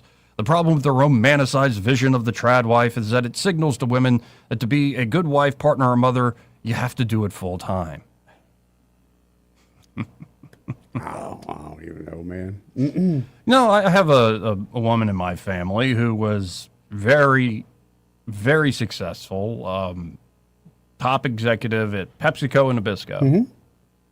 Her daughter, she had two, has two, were very young, like 4 or 5 years old, and she realized my nanny's raising them. Yep. And my husband does very well. Yep. So what am I even doing? Yep. And searching for meaning. And she's one of the more beautiful people. She's a rock in our family. That's awesome. And by the way, converted to Catholicism on her own. She's searching for meaning, Joey. Several She's years searching back. for meaning. And so there is there's something when I see it in personal experience, it shouldn't be you're pressured. No. And so-and-so said so, and so-and-so said this and all these other things. But I do find that the pushback against this is somewhat revealing. Yeah. I'm like, what? To your point, what does it bother y'all? Oh my God, Joey, there's a traditional family over there. Oh my God. Again, it's so offended. it's the leftist media that's up in they're losing their you know what, because they can't control the narrative and people are returning to roots. What's wrong with that? Exactly. I don't see a problem. I guess if you're a green-haired furry. I guess so. But here's another line from this. Women already hear versions of this message everywhere. A woman who applies to medical school or pursues a demanding career is still met with, "Are you sure you want to do that? Don't you want kids one day?" Men are almost never asked that question because we assume that they can have both a career and a family. When women pursue both, we frame it as a dilemma. Can she have it all? Men face no such trade-off. I disagree with that 1,000%. Especially men and women, but that work factory work. They know and they are asked right then, is this something you can commit to? You know, it's 7 days of this shift, 7 days of this shift, and 7 days of this shift for the rest of your life. And most people think they can commit. And man, I've seen many marriages go into, dissolvement because of that. Well, but then, like, there's another line here. Working outside the home does not undermine your marriage or hurt your children. I hope not. Perhaps. But I'll put it this way. Which do you think is more fulfilling? Like, my mother was very much a alpha personality since she was a little girl. I've heard many stories from my uncles and her brothers and my grandfather. And I experienced it firsthand with her as my mother. And I think if you had asked my mother, Carol, which was more fulfilling, because she did great work as a nurse. worked on the floor for many years in major hospitals here in Montgomery, and then worked in offices and stuff. But I think it would be all day, every day being a mother was the more fulfilling thing in life. 1,000%, dude. 1,000%. And that's, I think, where I find this sort of thing revealing. Like, yeah, there's women in my family who went to medical school, who are already becoming successful doctors and already had a child and want more. Yeah, and there's nothing wrong with that either. But let's keep the priorities straight. Which one is actually going to be more fulfilling, more valuable, and what? Why'd God put you on this earth? To get a job? Run towards meaning. Right. Get a job, make Is money. that why God put you on this earth? You know, pile up storehouses. Right. Is that all there is? Right. I've never understood that. And I never understood people that go against the traditional. What is wrong with that? What is wrong with wanting 2 kids and a dog and a white picket fence? I think the majority of America does want that. And I think that's the silent majority dilemma we have. Yeah. It's a paradox, if you will. And the media wants to tell the other story because. And also, well, I think what they're pushing, they're going to have difficulty pushing back against is like we've seen the sexual revolution and women's liberation and emancipation. And at a certain point, you look at the results, like look at psychological standards for men and women, by the way. Yeah. How are we doing? Well, even women push back against it. Yeah, but how are we doing? Like in terms of depression and substance abuse. We're taking more drugs than ever before, Joey. Yeah. So how many things people must be good. How many people are in therapy? Well, there's Which a is line. not to say that therapy's wrong. No, but there's a line for it. It's just you start to see long-term results, and you wonder, okay, why do we have the results we have? Obviously, on something society-wide like this, it's going to be multiple factors. But one of them might be that we keep taking the eye off the ball of what is actually going to bring you meaning and fulfillment in your lifelong run. So we'll see. The good news is whatever path you choose, you can always, return back. That's exactly right. And still find God's You can reverse. Right. Anyway, we've got to hit a break here. This part of the program, aptly, brought to you by Montgomery Men's Health. Hey, you're a man and you don't feel like a man? Right. That's got to suck, number one. Be more of a man. And you just don't feel good in general throughout the day. Like you lack confidence in not only the bedroom, but just every aspect of life. Like things you used to do like a breeze. Right. Now you're second guessing yourself. You're also seeing your waistline creeping. You're waking up in the morning just exhausted. And yeah, that bedroom confidence is slipping. If you notice, she notices. Right. Other people are noticing too. And here's the thing. You're not the only fella dealing with this. For a lot of guys, this is ED, low performance, testosterone problems, low T problems. And Montgomery Men's Health, powered by Men's Pro, can help you fellas out with in-person care, not the chatbot online pill experience. With labs done quickly and with their urology-backed medicine, they will create a personalized treatment plan. They have a whole menu of options on how you can get treatment for your particular problem. And especially gentlemen in your 50s and 60s, you're going to feel decades younger. And you might be experiencing these issues in your 20s and 30s. You're going to actually feel young. Right. You're going to actually feel your age. So check them out today. That's Montgomery Men's Health. You can always call them direct to make an appointment at 440-3663. That's 440-3663, or book online in under 30 seconds at MontgomeryMen'sHealth.com. Montgomery Men's Health, for every man in every season of life. Want to carry News Talk in your pocket? Download the News Talk 93.1 app from the App Store. Available on iPhone and Android. Never miss a moment. Download now.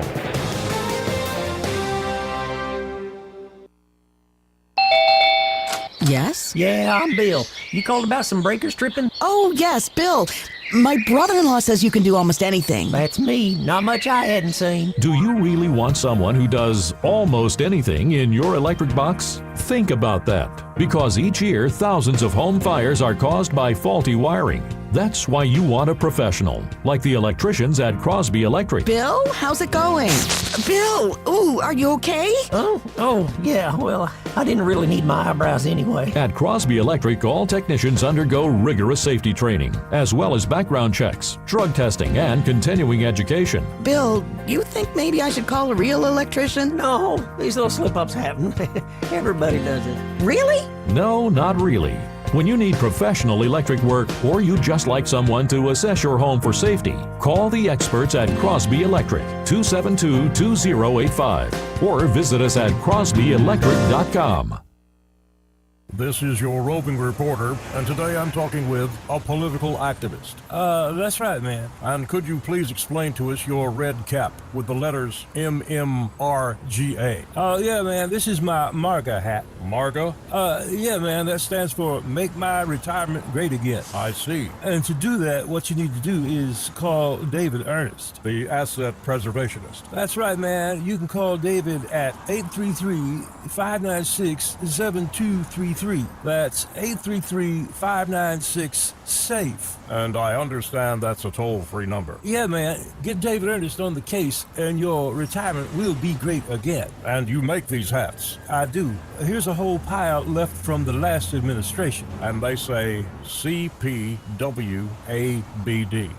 Yeah, man. Corn Pop was a bad dude. And as you said, there's a whole pile here. Well, there wasn't much demand. I can dig it. I was in foot pain for 20 years, trying to give it relief, buying all these different insoles. Drugstore insoles, custom insoles. I spent thousands of dollars. I bought all these products, and not a single one worked. I really, truly needed to have relief in my feet. And the Good Feet arch supports were what gave me the relief I needed. For over 20 years, we've been helping people like Teresa actually live the life they love without their feet getting in the way. They wanted to make sure that I got something that my feet felt good in, not somebody else's feet. I love the fact that I can wear these arch supports in all my shoes. I have boots, I have cowboy boots, I have running shoes, I have walking shoes, I have flat shoes, I have heels. It makes me so happy. If you ask my husband, he will crack up because there is no store I would rather go in than a shoe store. I'm Teresa, and that's my Good Feet story. See what we can do for you with a free personalized arch support fitting at the Good Feet store. We're located at 7341 East Chase Parkway in the shops at East Chase. Now hiring. Are you tired of the mainstream media's biased reporting? Do you want to stay informed on the news that really matters to you? Look no further than 1819 News. At 1819 News, we bring you the latest in Alabama news, politics, sports, culture, and more. We've assembled a team of journalists with Alabama values dedicated to the truth and the truth alone. Visit us at 1819news.com today. That's 1819news.com. Subscribe to our newsletter. Honest News, Alabama Values. This hour of news and views is brought to you by our good friends at Alabama Home Mortgage. Alabama Home Mortgage, 567-4223. Visit them on the web at myalabamahomemortgage.com. NMLS number 1586368, an equal housing lender. Trustworthy, accurate, immediate. Carrying your voice across the river region. News Talk 93.1 FM WACV.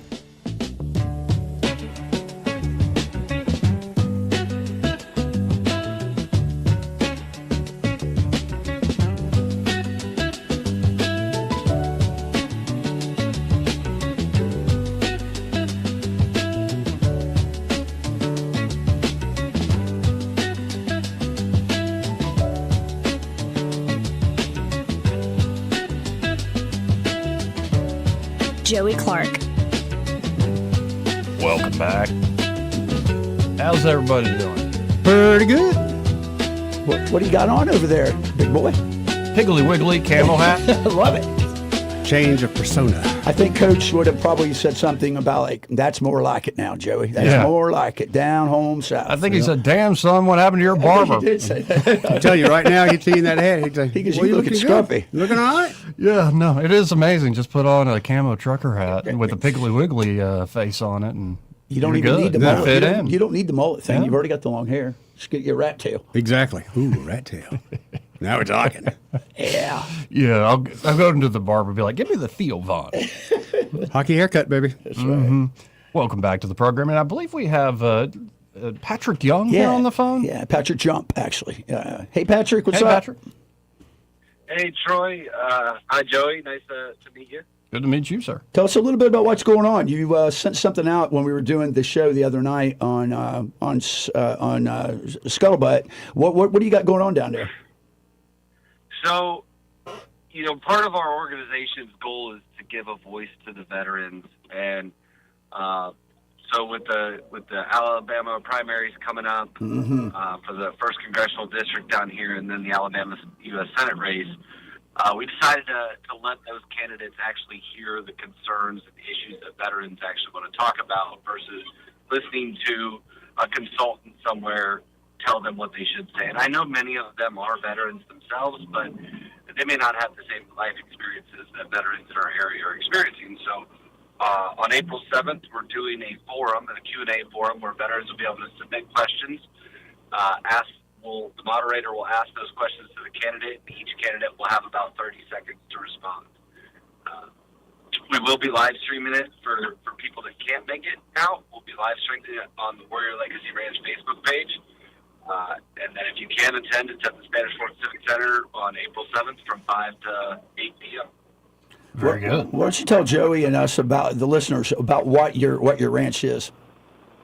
All right. Well, Troy, I don't think Joey and the listeners have enough time to hear everything. Just give us the executive brief. Give us the executive summary. Yeah. The basic premise of it is Warrior Legacy Ranch was started as a facility built to hold veteran reunions. And then when we got to the Alabama Gulf Coast and picked it as our location, we realized there were limited veteran resources in the area. So we started the Gulf Coast Veterans Community Center to supplement, become a resource for veterans in need. It's open 24 hours a day, 7 days a week. There'll be equine therapy, a community garden, fire pit. There's a pond that we just put in, and it's all encompassing of a place that veterans can go to get assistance of various kinds. So where are you from? I'm originally from Ohio. That's right. You're from Troy. We grew up about probably 30 minutes apart, and then I meet him down here. Patrick is one of the leading advocates for veterans. He's really, he's leaned forward out of his foxhole, as we say. And I know this. Admiral Davis and Brian Battaglia, we were talking about you the other night. Outstanding what you're doing down there. And the fact that you're getting involved in 2026 elections, you know what happened with SB 67. And I think there's going to be a big comeuppance for some of these politicians coming up in the next election. Yeah, and the retaliation that came from SB 67, even some that's not publicized that people know about. Yeah, like lost grants. Yeah. Mm-hmm. Well, listen, we appreciate it. Thank you, Patrick. Yeah, how can they follow you? Where are you at online? So, Warrior Legacy Ranch on Facebook, Instagram, LinkedIn, we have it all. And that'll link you to various other sites. WarriorLegacyRanch.org is our website. We're always seeking donations to get this place built. Thanks for having us on. You're welcome, man. Good to meet you, Patrick. Hua Marine. Hua. Now, appreciate that. He's a good dude. He's a good dude. Got to hit another break here first, this part of the program. In fact, the entire hour brought to you by Alabama Home Mortgage. And there at Alabama Home Mortgage, Kim Williams and Madeline Cannon are ready to help you out. Yes, they are. As a great local company. You can actually sit down with them, get to know them. Right. They will walk you through the home buying process or help you get that refinance done, whatever your goals may be. You can't control interest rates. You can't control housing inventory. You can't control what the national news decides to panic about. This is so true. But you can control your own timing. You decide when it's right to buy, when it makes sense to refinance.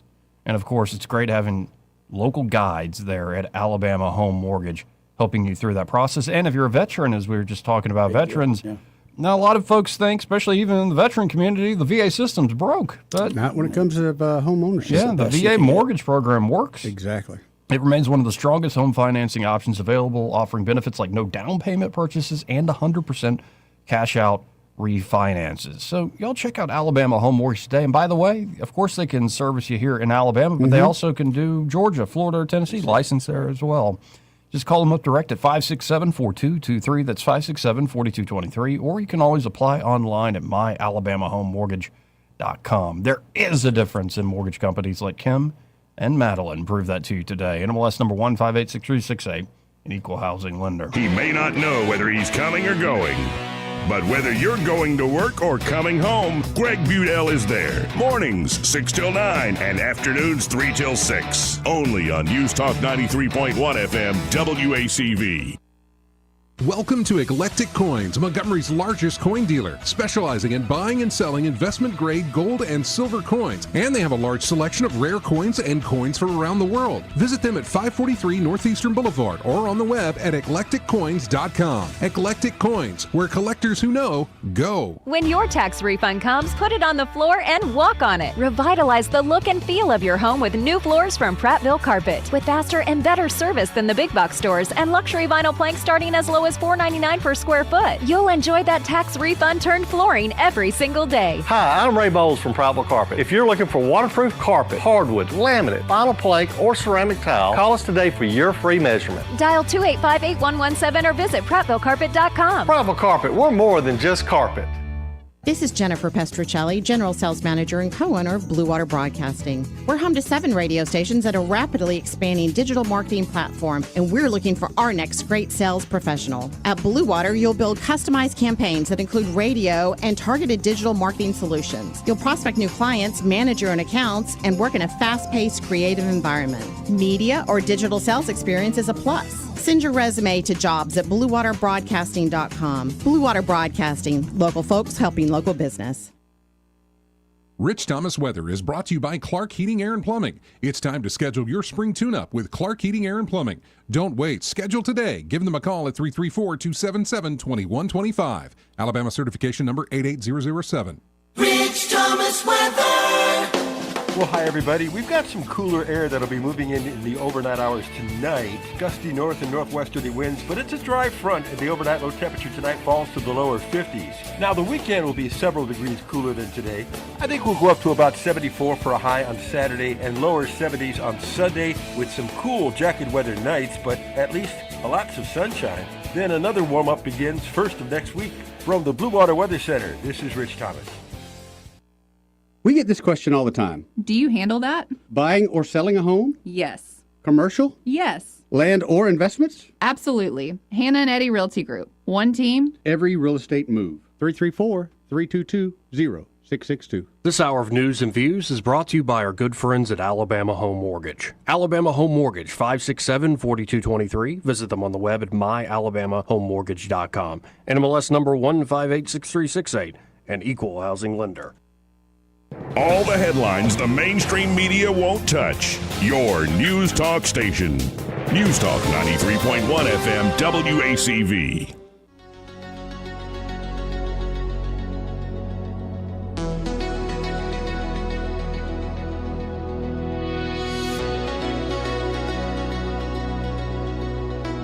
Joey Clark. Welcome back. Star Wars. That's some lasers I heard? It's going to be the Eddie Bader jam of the summer, maybe. Dude, I've got a boat that can pull this off. Although, if we don't hit the switch right, the exhaust on the boat is so loud. It's got to be your captain's call. Flip the switch. Yeah. When you see the game warden, you flip the switch. That's right. I've heard Just you can make get a it ticket. Let's go to Michael Cohen with Cohen's Electronics and Appliances. Hey, Michael, how you doing today? I'm doing great. How are you? Oh, life is real good. Just getting ready for the summer ahead. And can you tell us about the Cohen's experience? Well, some of the experience comes in, a lot of people like to have a really nice outdoor kitchen. And so we've got a lot of products that can help you fulfill all of those needs. But we also have some really nice outdoor grills that you can have built in, as well as some really nice outdoor televisions so that you can watch your favorite game or your favorite TV show while you're out there enjoying. I talked to one customer, and they said, he gets up 6 o'clock in the morning, and he just goes and sits outside where it's nice and cool and watches his TV. When it gets too warm, he comes inside, and then at nighttime when he gets back home, he's back outside enjoying his television outside. So I think there's a lot of people that really have really nice outdoor living spaces that could take advantage of a lot of what we have to offer. Definitely. Yeah, and folks, when you stop by, you can look on the website, thinkcones.com, and I encourage you to, but I really encourage you to stop by. You're going to see exactly what Michael's talking about there. 2515 Eastern Boulevard here in Montgomery, and y'all are open still 9 to 6 Monday through Friday, 9 to 4 on Saturdays? That's right. That's right. And, of course, the service makes a huge difference. Great products, everything to build out that beautiful outdoor area, especially, cooking outside. There's something about it while you're watching a game. Oh, definitely. And, I don't know. But it's the service during and after the sale that really makes the difference there at Cohen's. And I think that's, correct me if I'm wrong, Michael, but I think that's kind of why y'all been around for 60-plus years. Well, that's right. That's right. And that's the reason, I read some of these reviews that people have left for us, and, they talk about how everything was easy. They bought some appliances, and it's either Stevie or Patrick, or it was Kevin and Alan that came out and delivered, and what a fine job they did, and how it was a little difficult to get from point A to point B, but they figured out how to maneuver around the house, and they got the appliances in, they got the old ones out, and, they're doing laundry or cooking or getting their food back in their refrigerator when we leave. It's all right there. There you go. Well, and again, folks, get by Cohen's today or get by this weekend. Great weekend shopping trip. Mm-hmm. Hey, Michael, you got time to do this next story with us? Yes, sir. Okay, so I'm looking at CNBC. It says your Netflix subscription just got a little more expensive. They know when they got folks, but every tier went up $1. The company's ad-supported plan is now $8.99 a month, up from $7.99. The standard plan is now $19.99 a month, up from $17.99, and its premium plan is now $26.99, up from $24.99. Extra member pricing also increased, with ad-supported plans now costing $6.99 per additional non-household user. And the price hike comes as Netflix has been investing heavily in its content, including new ventures in the live event space and into video podcasts. There was a sweet spot there for years where streaming was so much less than all the cable. Yeah, but you kind of wanted the cable for the live events. And now that Netflix has got, and many others have gotten into the game, I think we're going to go right back to, $100 a month bills. Exactly. That's where we're running, right down that road to that, man. Well, I think a lot of people have more than 100. I mean, if you have YouTube TV, you're paying 82. Oh, yeah, it's true. You put Netflix, Paramount Plus, and a couple other Apple things TV in there, and everybody else. and then the service, they figure, well, we only went up $1 a month. That's $12 a year. I mean, who cares? But they $12 you every year. Yes. And then the other people are $12 you.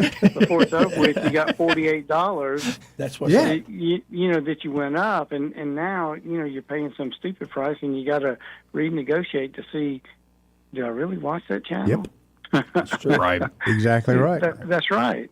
Yeah. So, but whatever you want to stream at Cohen's, we can help you do that, and we've also got the Wi-Fi that we can help augment what you have so that you'll have better Wi-Fi throughout your house. Excellent. Well, folks, you'll get by there today. Be sure to say you heard Michael on the radio with Joey, Eddie, and Troy. Yeah. Joey's little friend was back. Troy is not that short. I don't think he's much talking shorter. about you. Oh, my bad. I'm staying out of this, Mike. You've been very incognito today. Got stuff to do. People to see. All right. Y'all have a great weekend. You too, Michael. Thanks, Michael. See you, brother. 272-9228 if you want to get in on the conversation. Let's go to line 2. All right. You're on there. Who's this? Hey, this is Sam from Pike County. Hey, Sam. Hey, Sam. I'm very upset. Okay. I knew it, Joey. I knew it. I just got my here recently my Starlink, and I've been testing it out. And works like a charm. I'm on the lowest plan, the residential, 100 megabits per whatever. And anyways, but for my just streaming and whatnot, works great. I bet it'd go good with some of Michael's new TV. But that with Netflix, it is, man. I see it. I'm a curious person. I have my hobbies, and it looks like piracy is going to be one of them real soon. So I'll keep you updated on piracy. Oh, man. Okay. All right. Listen. He's a curious pirate. I suggest you go to Temu. But think about it. The next young lady that I introduce myself to, I will be able to introduce myself as a pirate. That's an instant turn on. And is it though? Do you have a ship? Do you have an earring? If you have an earring, I'm gonna rip it out. I'll go by Dollar Tree and get me one of those. Fake earring. That's right, baby. You're gonna make love to a pirate. That's right. Anyway. Oh, goodness gracious. Buccaneer. Under my bucket hat. Believe I got to stop that joke. Anyways, love the pig store hat. Enjoy the corn's being planted down here on the corn is being planted on the farm right now as we speak. Dust is flying. You'd fit right in, but no, it's a good look for you. Yeah, I got to start wearing trucker hats again. Yeah, good look, man. Well, Anyway, it doesn't hurt. That's exactly right. Thank you, though, but Thanks, I'll Sam. keep you updated about the streaming world. Do that, Bless buddy. y'all. See you, homie. Listen to. Well, we do have to hit this top of the hour break. I'm serious, Eddie. This is going to be the jam of the summer for you. Out on that lake boat. Come on, boat's supposed to be out of shop next week. Let's go. We'll be right back.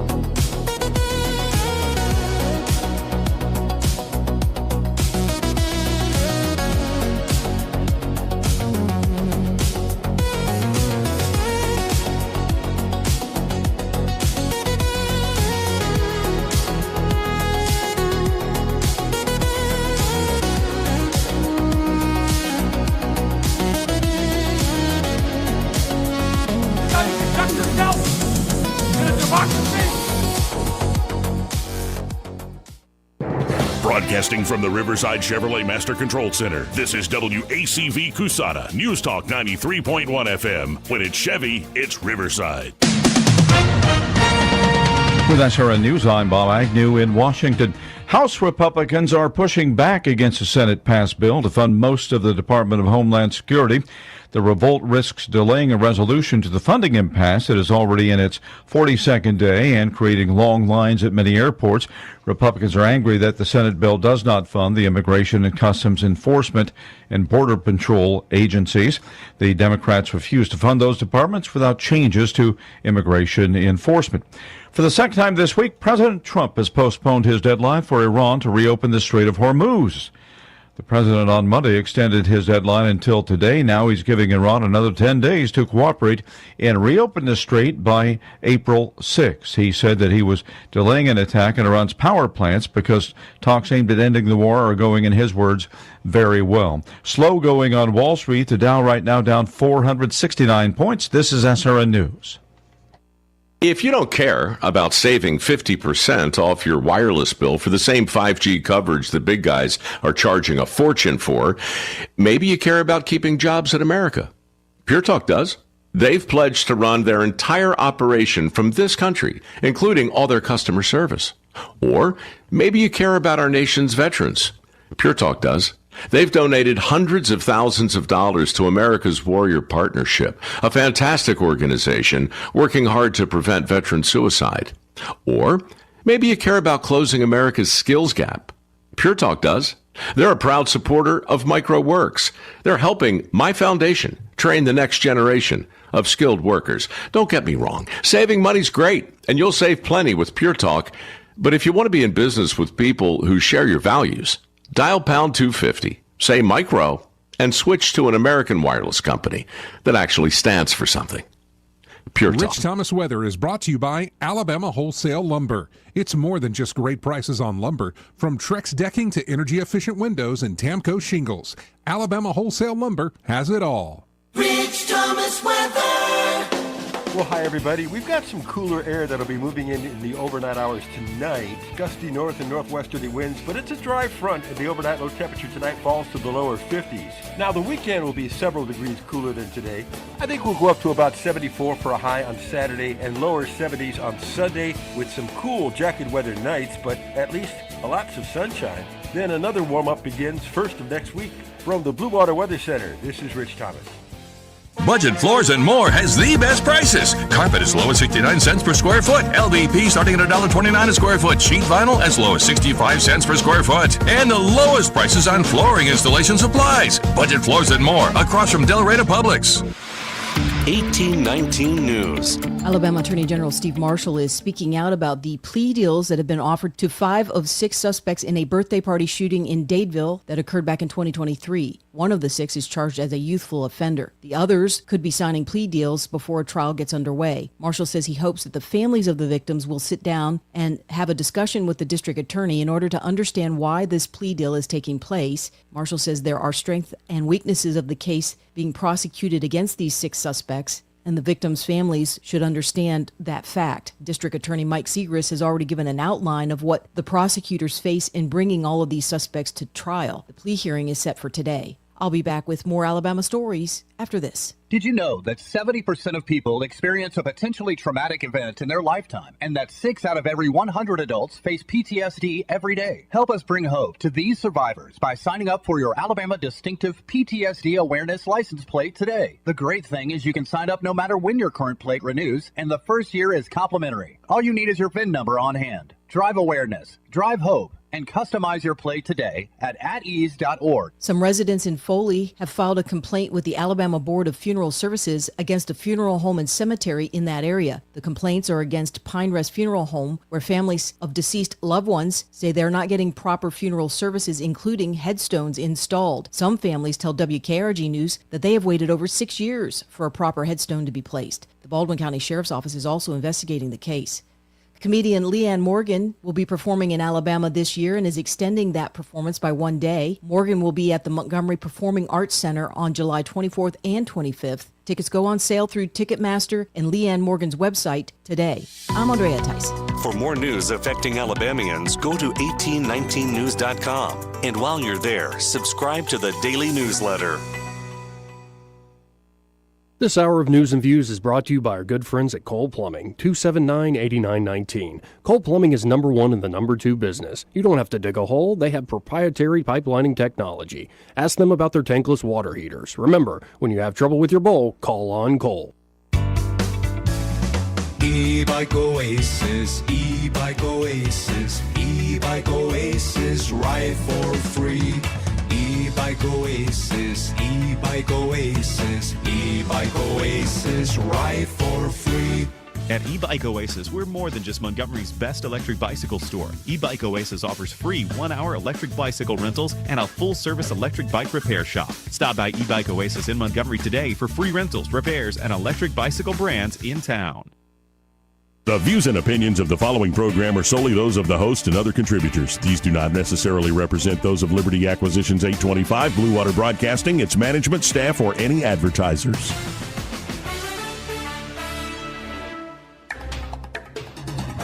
It's time for Montgomery's conversational radio show. It's News and Views on News Talk 93.1 FM. To join the conversation, call 272-9228.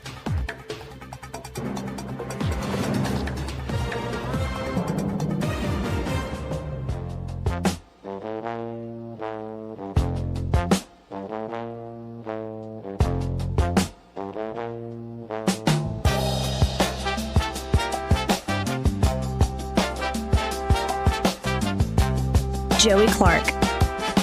You know we're inside. Sorry. You guys start lighting up cigars. I wish we could smoke cigars just like in the studio. Oh, that would change the game. Anyway, welcome back to the program, 272-9228. Those commercial breaks go by so fast. Let's go to the phones and talk to Carlos. Hello, Carlos. E-Bike Oasis, E-Bike Oasis. I tell you, man, that stuff gets stuck in your head. Did it ever get stuck in your head, Joey? By design. That one does for sure. Well, hey, man, I know your callers don't go back and forth with each other here, so, but that being said, somebody needs to tell Sam, okay?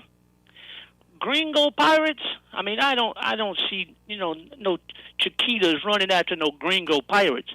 But, okay, if he was like Hispanic pirate from Venezuela, I mean, I could see where, that might help him out. Okay, that being said, Joey, have a nice day. Okay, Carlos. Thank you, Carlos. I don't think Sam specified that it's like what type of lady he's trying to attract by his latest pirate trend. If I know Sam, I know. I think he would take. I think he would. I think he would take whatever would. I know the kind of what gal he's looking for. Heather Lynn. Sure, we'll go with that. Hopefully, she's got a pack of Salem Lights with her. Yeah, got a gravelly voice. Yeah, chances are she dips a little bit too. Like that girl. You remember the woman we saw from New Jersey when she was talking about dating? Remember you played it? Could you be a dog? He goes, no. She says, whatever it is, you better be okay with my Virginia Slim. Yeah. Remember that? Holy cow, that was a winner. New Jersey's finest right there. No, but you imagine getting all, could you be a dog and go get me some cigarettes? Yes. You know that's coming. That's going to happen. I'm going to guess probably within 24 hours of you being with her. No, that's for the longest time when Biden was running for president. Yeah. It was like, that was the classic, Joseph Robert Biden Jr. is such a strapping young man. He's such a doll. And could you be even better and go get me some cigarettes and tell the Republicans to keep their hands off my Medicare? Yes. Yeah. My Medicare. That's a caricature, but I bet it exists. Yeah, it's pretty dead on there, buddy. I bet it exists. So is Washington, D.C. going to get anything done? Nope. No. Like the SAVE Act? No. Not with the current. Reopening the airports at least? Well, they're open. We got kind of open. Long waits. I tell you though, man, right now it sucks to go on vacation knowing that you're going to be just fly right now. Yeah. I wouldn't want to do it. I wouldn't want to do it. I'll tell at you all. what's winning though is that fast pass thing. Oh, you big got time. that? You're good to Yeah. go. You're good to go. Yeah, just Also, skip that security. Private jet thing's working pretty well. That's for folks, always too. good. Oh, you got that happen? No, I wish I did. I did call one time just to see how much he'd fly to Jamaica. Apparently, you had to pay the pilot to stay there too, so you pay his vacation. Yeah. Oh my. Right. Yeah. So I was looking for a hot pilot, but there wasn't any at the time. That's a lot of money. Dude, it was That's a lot of money. It's 20 one grand. thing to get a share of one and Yeah. kind of you have it. It's like a pool that you're throwing That's in. a big deal. But to actually outright own one of those things, even the pool is very expensive. Oh, I'm very sure. expensive. Let's now go to D.C. I like this guy a lot, Mike Lee. Yeah, I do too. you like him. And this is him getting animated about the SAVE Act. Let's listen in to Mike. If everyone is family, no one is family. If everything is urgent, nothing is urgent. If everyone is given the benefit of citizenship by allowing them to vote, then citizenship means nothing. That is the core message that I wish our Democrat colleagues would accept, and I am confident they will ultimately accept as we continue to make this argument. Because we're not going away. I'm not going away. I will be back on this floor, in this chamber, day after day, week after week, month after month, as long as it takes. I'm not giving up. Not a chance in hell am I giving up on this, because this is about the American dream itself. This is about the fact that when you allow non-citizens to vote, you are robbing something from the American people, from each individual American citizen, something which is distinctively, rightfully theirs. You cannot take that away. You are taking it away when you allow somebody else to cast a vote that will cancel out yours. That, Mr. President, is unfair. It is unacceptable. It is un-American. It is illegal. We must not tolerate it, and we will not. That's about as animated. He used the word hell, like Mike Lee means business. Mm-hmm. He's a Mormon. Yeah, he is. He's very serious. Apparently, one of the more brilliant people up there, regardless of your politics, just his raw intellectual power, and just command of the Constitution in general. I could see him one day actually being on the Supreme Court. Yeah. Oh, absolutely. Absolutely. Yep. He's one of those types where I think he's got the talent to do it. And, he's still, for politics, a fairly young man. Yep. So we'll see if this stand that he's making on the SAVE Act actually works. I don't know if I buy it right now. Because the Senate did compromise. They're compromised. I mean, they did compromise, or are they compromised? I don't know. They could be compromised. It's funny how just a single letter can change Letter so man. much. Just how you conjugate a thing. But on opening up the Department of Homeland Security, they essentially said, okay, we'll open it up.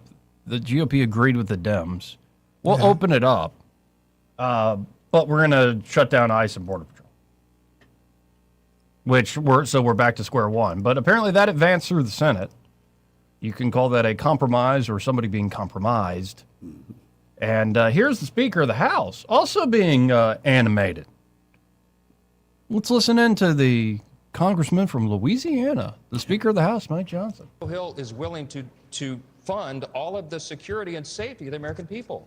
We cannot believe it's come to that, but it has. If the Senate gets that through the Senate, will you put it on the floor? We'll have to see. We have to solve the problem, and it's very sad that Democrats are not interested in doing that. Mr. Yes. Speaker, does that mean that you're not in favor of breaking the DHS funding bill apart, just funding TSA, just funding FEMA, having individual votes on each section? We have never been in favor of breaking the bill up. Why? Because it's one of the 12 separate appropriations bills that is the most basic function of Congress to fund the government.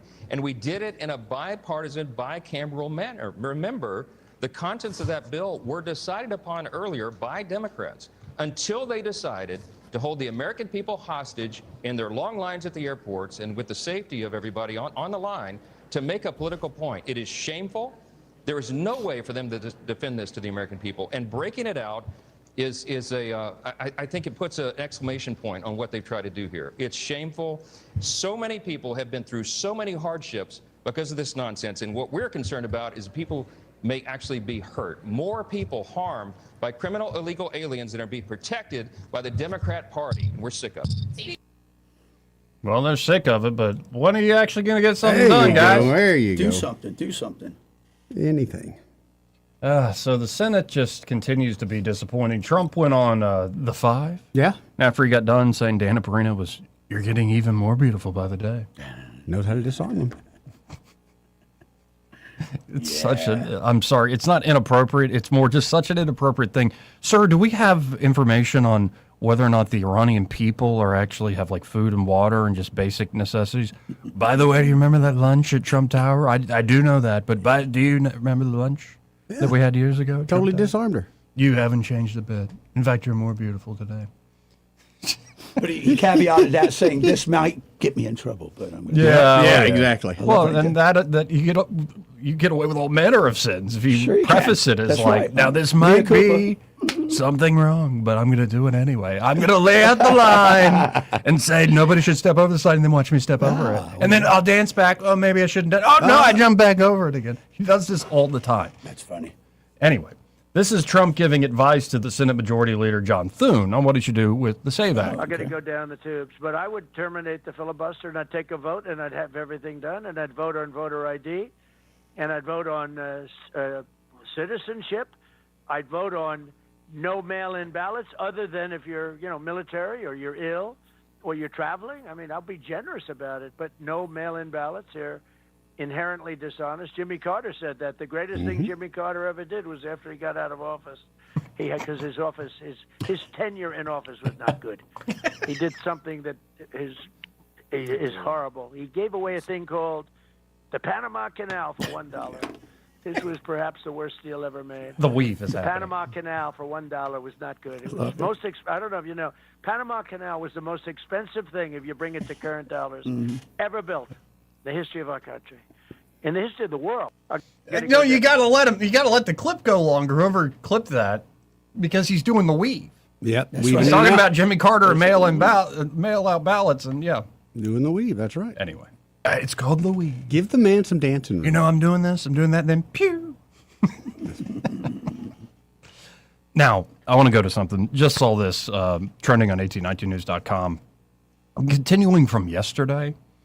The uproar over this new solar farm in Stockton, Alabama, that will be to service actually this Meta plant going up here near Montgomery, the Meta data center. Yeah.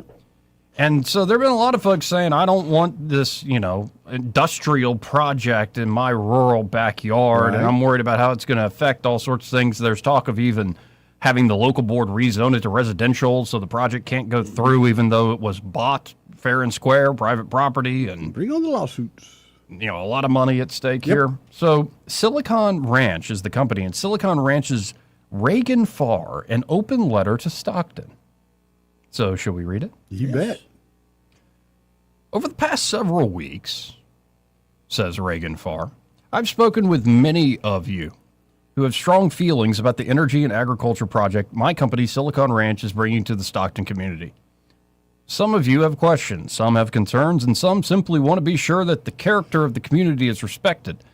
As someone who comes from a small town myself, I understand that instinct and know that the places we call home deserve careful and intentional consideration. If questions go unanswered, doubts and misinformation fill the void.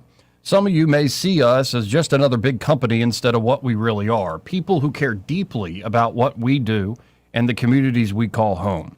So let me be clear about who Silicon Ranch is, what we're doing, and what this discussion is really about. Silicon Ranch isn't some giant faceless corporation. We're folks who believe in being good neighbors, keeping our word, and doing what we say we'll do. That's how we've earned trust in communities across the Southeast for the past 15 years, communities that are proud to call us neighbors and grateful for the value we've brought with us. In Baldwin County, Silicon Ranch will be a tax-paying landowner making a private investment in the community. This is not a speculative development. Our investment in energy and agriculture has been approved by the Alabama Public Service Commission, which issued a certificate of public convenience and necessity and represents a $350 million commitment to build critical American-made energy infrastructure. The project includes solar modules manufactured here in Alabama and will strengthen the local electric grid while helping meet the state's rapidly growing energy demand, enough to power more than 40,000 homes. It also represents an investment in the local ag economy, creating opportunities for aspiring farmers and ranchers to join us as stewards of our land to make it agriculturally productive by grazing livestock through our agribusiness. The livestock that graze on our land in Baldwin County will contribute to the local food supply and improve soil health, help maintain healthy pastures without the need for chemicals or frequent mowing cycles. So far, what do you think of the tone here from this letter? Trying to sell something that nobody really wants to buy, to be quite honest. As we do all this, our company will become one of the largest taxpayers in Baldwin County, contributing more than $50 million in new tax revenues over the life of the project to benefit local government services, the Baldwin County Schools District, and other community-identified priorities, including infrastructure. Plus, we don't need things like water or sewer services, so every dollar we pay goes straight to the local tax base. So they won't use any water or sewer services at each site? That's a lie. That's a lie. You just going to live and pee outside? Despite all the fabricated claims and manufactured narratives from those who oppose bringing these benefits to Stockton, let me be clear about the land that we are lawfully purchasing. As the man who coined America's Amazon recently observed, the property in question is not pristine Baldwin County wetlands. It is instead privately owned industrial timberland that has been managed for commercial production for more than half a century. It has been planted, thinned, harvested, clear-cut, and replanted in rotations. It is not public land. It is not a wildlife refuge. It is not a community hunting preserve. It is private property long used for industrial timber production. We will use our private property for three principal purposes: clean energy infrastructure, some of the most productive pasture land in the state, and more than 2,500 acres of land conservation. Just as the previous landowners had every right to use their property for industrial timber production, we have every right to use it for energy, agriculture, and conservation. Despite what you may have heard, what we will not do is build on wetlands. Formal wetlands delineations are being submitted to the appropriate regulatory agencies, and all regulations are being followed. The natural resources at this site will be safeguarded instead of processed, preserved rather than pressured, and leveraged as an asset for agricultural production rather than mitigated as a liability to industrial harvesting. Fueled by a propaganda campaign, orchestrated efforts to obstruct our investment have intensified with inflammatory rhetoric and conspiracy theories. But to those in Baldwin County who are interested in the facts, don't be fooled. This debate is fundamentally not about solar panels, wetlands, or hunting access. It is about whether lawful private property rights can be overridden because some folks prefer a different outcome. America's commitment to private property is not situational and doesn't just apply when neighbors approve of a particular land use. And it is precisely that lack of collective consensus that serves as the impetus for America's singular private property rights. If a lawful landowner can be prevented from selling to a buyer because others dislike the intended use, what does that mean for a farmer who wants to sell to a home builder, a timber owner who wants to convert to row crops, a family that wants to subdivide inherited land, a landowner who simply wants to sell to the highest bidder? If a collective preference, often driven by the loudest voices in the room and underpinned by misinformation, can override lawful ownership, then no property right is truly secure. Some have argued that this land should be, quote-unquote, preserved. Preserved is what? It is not currently preserved, nor was it when it was marketed for industrial development before we entered into a lawful contract to purchase. It is industrial timberland that has been historically clear-cut and replanted. Private hunting access does not make it public land. If the propaganda campaign successfully introduces zoning to Baldwin County, thereby obstructing a lawful private transaction, it will represent a serious departure from America and this community's historic commitment to private property, self-determination, and economic freedom. This outcome would mark a fundamental erosion of not only our private property rights, but indeed all those in Baldwin County through the imposition of a legally unfathomable collective interest over private property rights by implication rather than evidence. The sad irony, of course, would be that such action would be much more Marx than Madison, as feared by the residents of Baldwin County during the 2012 consideration of the Horizon 2025 Comprehensive Plan. For our part, our goal is simple: to make sure Stockton and Baldwin County benefit from what we bring, whether it's the capital we invest, the taxes we pay, the charitable contributions we make, the jobs we create, the local business we support, the energy we produce, or the agricultural products we raise on our land. We will continue to operate transparently and to provide the facts. We will follow every law and regulation. And as a taxpaying landowner, we will exercise our right and fulfill our responsibility to steward this property responsibly for the long term. I encourage you to visit siliconranch.com/Stockton to learn more. And this is from, again, Reagan Farr, the co-founder and CEO of Silicon Ranch.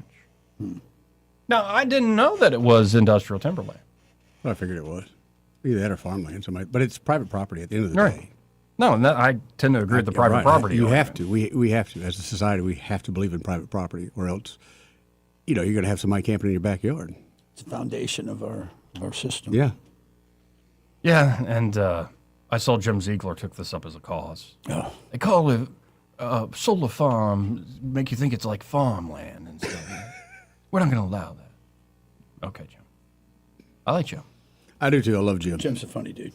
He is, but shameless self-promoter, and I love that. I love that about him. And also, it really does smack as I think the main overriding concern of everyday people should be with especially data centers and all these things coming along, especially with AI, is, okay, demand is going to go up. We don't want our power bills going up. That's what we're always taught. And the more demand, the more power. So when you literally have a company coming in and going, we're going to add supply to the power, and you're mad about that. Well, Joey, you're not getting much supply out of it. You're not getting much what are you getting out of it? The yield is very small, and I think this is why we need small micro-nuclear reactors being deployed to these data centers. Yeah, but they're already stealing copper out of the building. Can you imagine they'd be stealing nuclear reactors? Do we really want that? Maybe we should arrest the crackheads. And make sure they get treatment. You know, it's funny, Eddie. Those people work so hard. No, we don't. They work so hard to do that. Why don't you just get a job? I've never understood that, dude. If you're going to spend 8 hours stripping down an old barn, busted knuckles, everything else, I know. I've never understood it. Well, they smoke crack. There is no rhyme or reason. You're right. We had this one crackhead. We were redoing a building downtown, a house. And we brought in the fixtures. One of the fixtures was a toilet. We left it in the box, didn't think nothing about it. Well, the next day we came back, the toilet was stolen, the box and all.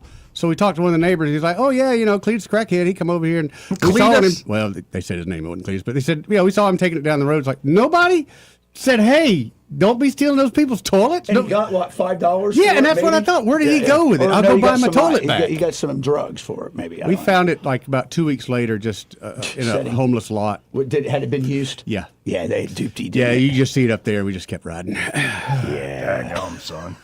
Yeah, but no one said nothing. The crackhead, they watched the crackhead go in the house, come out with a toilet, and just walk down the road. Hey, got him a new toilet. Anyway, I just, because we covered it yesterday, I wanted to share that. And did you notice this week, this story still continued to trend at 1819. It's a few days old now, but the Montgomery City Council considers terminating the $1.45 million contract with the private security company, the traffic service. I saw that. Yeah, and I was talking to Szymanski about it, and he's like, yeah, I just want to hear more from them, but because they haven't mobilized yet. And so the money's not out the door. Right. The money hasn't been spent. But what you find is, they've never done this before. Oh, so we're the guinea pig. This will be the first city. So we're the guinea pig. We're paying the premium? And they still haven't mobilized where you would think, and the guy's going to have 2 weeks, I think, to kind of make the case and, show we're ready to go. Yeah. But I'm at this point going, huh? Like, we're the guinea pig? Why is this going to work? That kind of I'd have a money, lot of questions. Yeah. Well, I'm glad somebody it got somebody's attention. Like, I'm not against in principle the idea of like, and I've thought this for a long time, why not have, in terms of policing, specialized forces? Now, I understand the counter arguments as well, because if you go to a traffic stop and then something else really nasty breaks out, there's a big problem there. Okay. And you need a fully trained officer who can handle any situation. But when it's like two people, like there's a fender bender, and you need somebody there in like 5 minutes. We don't have that here. We don't have that here. No. So you can process it, get proper information, just a proper record of the accident. Why not, for a reasonable fee, have a firm do it? Now, the question is, can the firm do it? Well, obviously they haven't shown any examples of being able to do it. Right. And, I'm not against entrepreneurs. Neither am I, but that's Have a you lot gotten? of money. Here's a question for both of you. Have you ever received in the mail like a ticket? It says that you violated a light at this, and it's out of Arizona. It's a company that does it for them. I just write it back. I go, it's against the law to monitor me that way. I don't even do and that. I don't get any I trouble. do that. I take it right to the burn pile. I send it right back. To Oh, them. all the cameras around here? I could give two I craps. send it right back to them. Take me to court. That's Let's what I do said. something. Let's do this. Yep. Let's do something. Because It's been struck down. it ain't just me that's getting those tickets. I know. No, but I feel like you're going to go to court. It's like, sir, you were 10 feet before the line, and the light was clearly red. Well, I had to get somewhere. I had a listing appointment, Your Honor. No, I see them, and I see people run them all the time. And we know it's open secret in Montgomery. There's not enough cops to enforce everything. And also, have people gotten worse at driving? No, there's no cops to enforce anything. They got worse at Seriously. Nobody They cares. were never good to start with. They're on their phone literally having the conversation going down the boulevard. I'm like, what are you doing? Yeah, and it's just there are certain moments where I'm like, well, sometimes somebody not paying attention like you're talking about, and their car's already beat up, and you're like, well, Yeah, you see you're why. running into stuff all the time. And then the other one is like, and this is usually what I say when I get frustrated. I don't drop F-bombs or S-bombs. Yeah. Or rah, rah, rah, rah, rah, rah. I usually go to drive your Just car. drive. Like, go. And what I find is I've learned to temper that because it's usually an old person. Did you feel bad? Kind of, but I'm like, you shouldn't be driving. Could be a 16-year-old, Joey. It could be that too. It's the two extremes. Still embarrassed. What happened? Something I need to know about that. I was in Wetumpka having a bad day, and I was right there in Wetumpka and 2-lane highway. And Yeah. someone was doing like 30 in the left lane, and I went to go around them, and I couldn't go around them. Didn't realize my window was down. Oh no! And you had some choice words. Yeah, I did. And then someone rolled down the window, or didn't roll down because their window was open too, and just said, "Hey, he's only 16." I love it. He's 16, and that's you needed to hear that. Well, have them go out and do a parking lot and practice a little bit. I did. That was my first thing. Was smart Alec Eddie started to come out, but I quickly go, no, roll up your window. You needed this humbling right here, right now. I thought you were going to say that person had Tourette's and was like, No, I just, man, that light could not turn green fast enough so I could go. You felt pretty bad, didn't you? I felt like such a heel. I'm sorry. You said, I'm Right, sorry. I'm sorry. I'm having a moment. But the old folks driving thing is a real thing. That's a real thing, but it ain't just the old folks, man. I agree. It ain't just the old It's folks. all ages, but I notice sometimes the low and slow, and you're like, what is even? I have noticed, though, the more beat up the car it is. Oh, listen, you know that their record is terrible. So you're like, I don't want to get anywhere near Right, you. You got a they just gash down the side of your vehicle? What did Exactly. you hit? Yeah, just several Guardrail? colors of paint. She's like, no, I don't want any of that action. And anytime you see something just like incredibly dangerous, like let me just do a U-turn over 2 yellow lines for no good reason while I'm waiting at a major light, an intersection, like, what are you doing? Whatever they want. That's what they're doing. Oh, is that you do that often? Well, no, I'm just thinking of this weekend when we had that final demand on that property where like get everything off the property, we're not buying it, and I had to go squeeze a 14-foot trailer onto an 8-foot trailer, and it was awful. It was That awful. does sound One of awful. them only had one wheel. Yeah. But No, we got it done. I was a little frustrated the other day. I got behind somebody leaving the neighborhood who had a trailer with a zero-turn mower and other yard equipment. And I'm like, I was getting frustrated, but I'm like, Yeah, with that trailer, he probably should be driving slow. I don't know how strapped down that mower is. Well, my plan was, and I had told the person we were with, if any of this breaks loose, we just keep on riding. Or if it's like a true classic, like 1950s Chevy, yeah, you can drive slow as you want. I love it. I'm cool with because I'm pulling alongside, I'm checking it out. Exactly. Yeah, and you get a few folks that do the classic cars around here. Yeah, on the weekends, you see them. I see them in the mornings. Beautiful cars. Yeah. Now, are y'all like Mustang people, or you like a car that just I'm roars? a bow tie guy. I'm a bow tie guy. Really? General Motors. My first car was a 1970 Chevelle SS 454. Ooh, nice. My dad and I rebuilt it. I was 13 when we got the chassis and the body. Then we built up the. It was a 454. That's a great project. And man. listen, it lasted 2 months with me, and my dad took it away because it's too much. Well, yeah, that's too much horsepower. Too much, yeah. So I got a Camaro 327, but Well, you didn't step down that much. No, I didn't. But I will say this: you were talking about boating. Yeah. I've had mini boats. I just sold my Baja. I had a 25-foot Baja, but I had a 32-foot Fountain Executioner. I'm going to tell you the story, and I've got pictures. I'll show you some here at the break. I had a 32-foot Executioner with 525 supercharges in them. Listen, we took it up to Gunner Hill wreck area up there on the lake, and this is before they had outlawed the big boats. Yep. I mean, I was getting pulled over all the time. See, we were talking about that, Joey. Don't ruin it for everybody else. No, I didn't. Listen, I had captain's call. I would turn it down, but at the end, they were cool. They do the inspection, you know, make sure. And at the end, on a Sunday, there was another guy that was new. He pulled out. He goes, and he said, "Hey, pull over. I want to." He goes, "I'm not boarding or anything. I just want to see check those out your engines." boat, yeah. And I lifted up the hatch. He's like, "Oh yeah."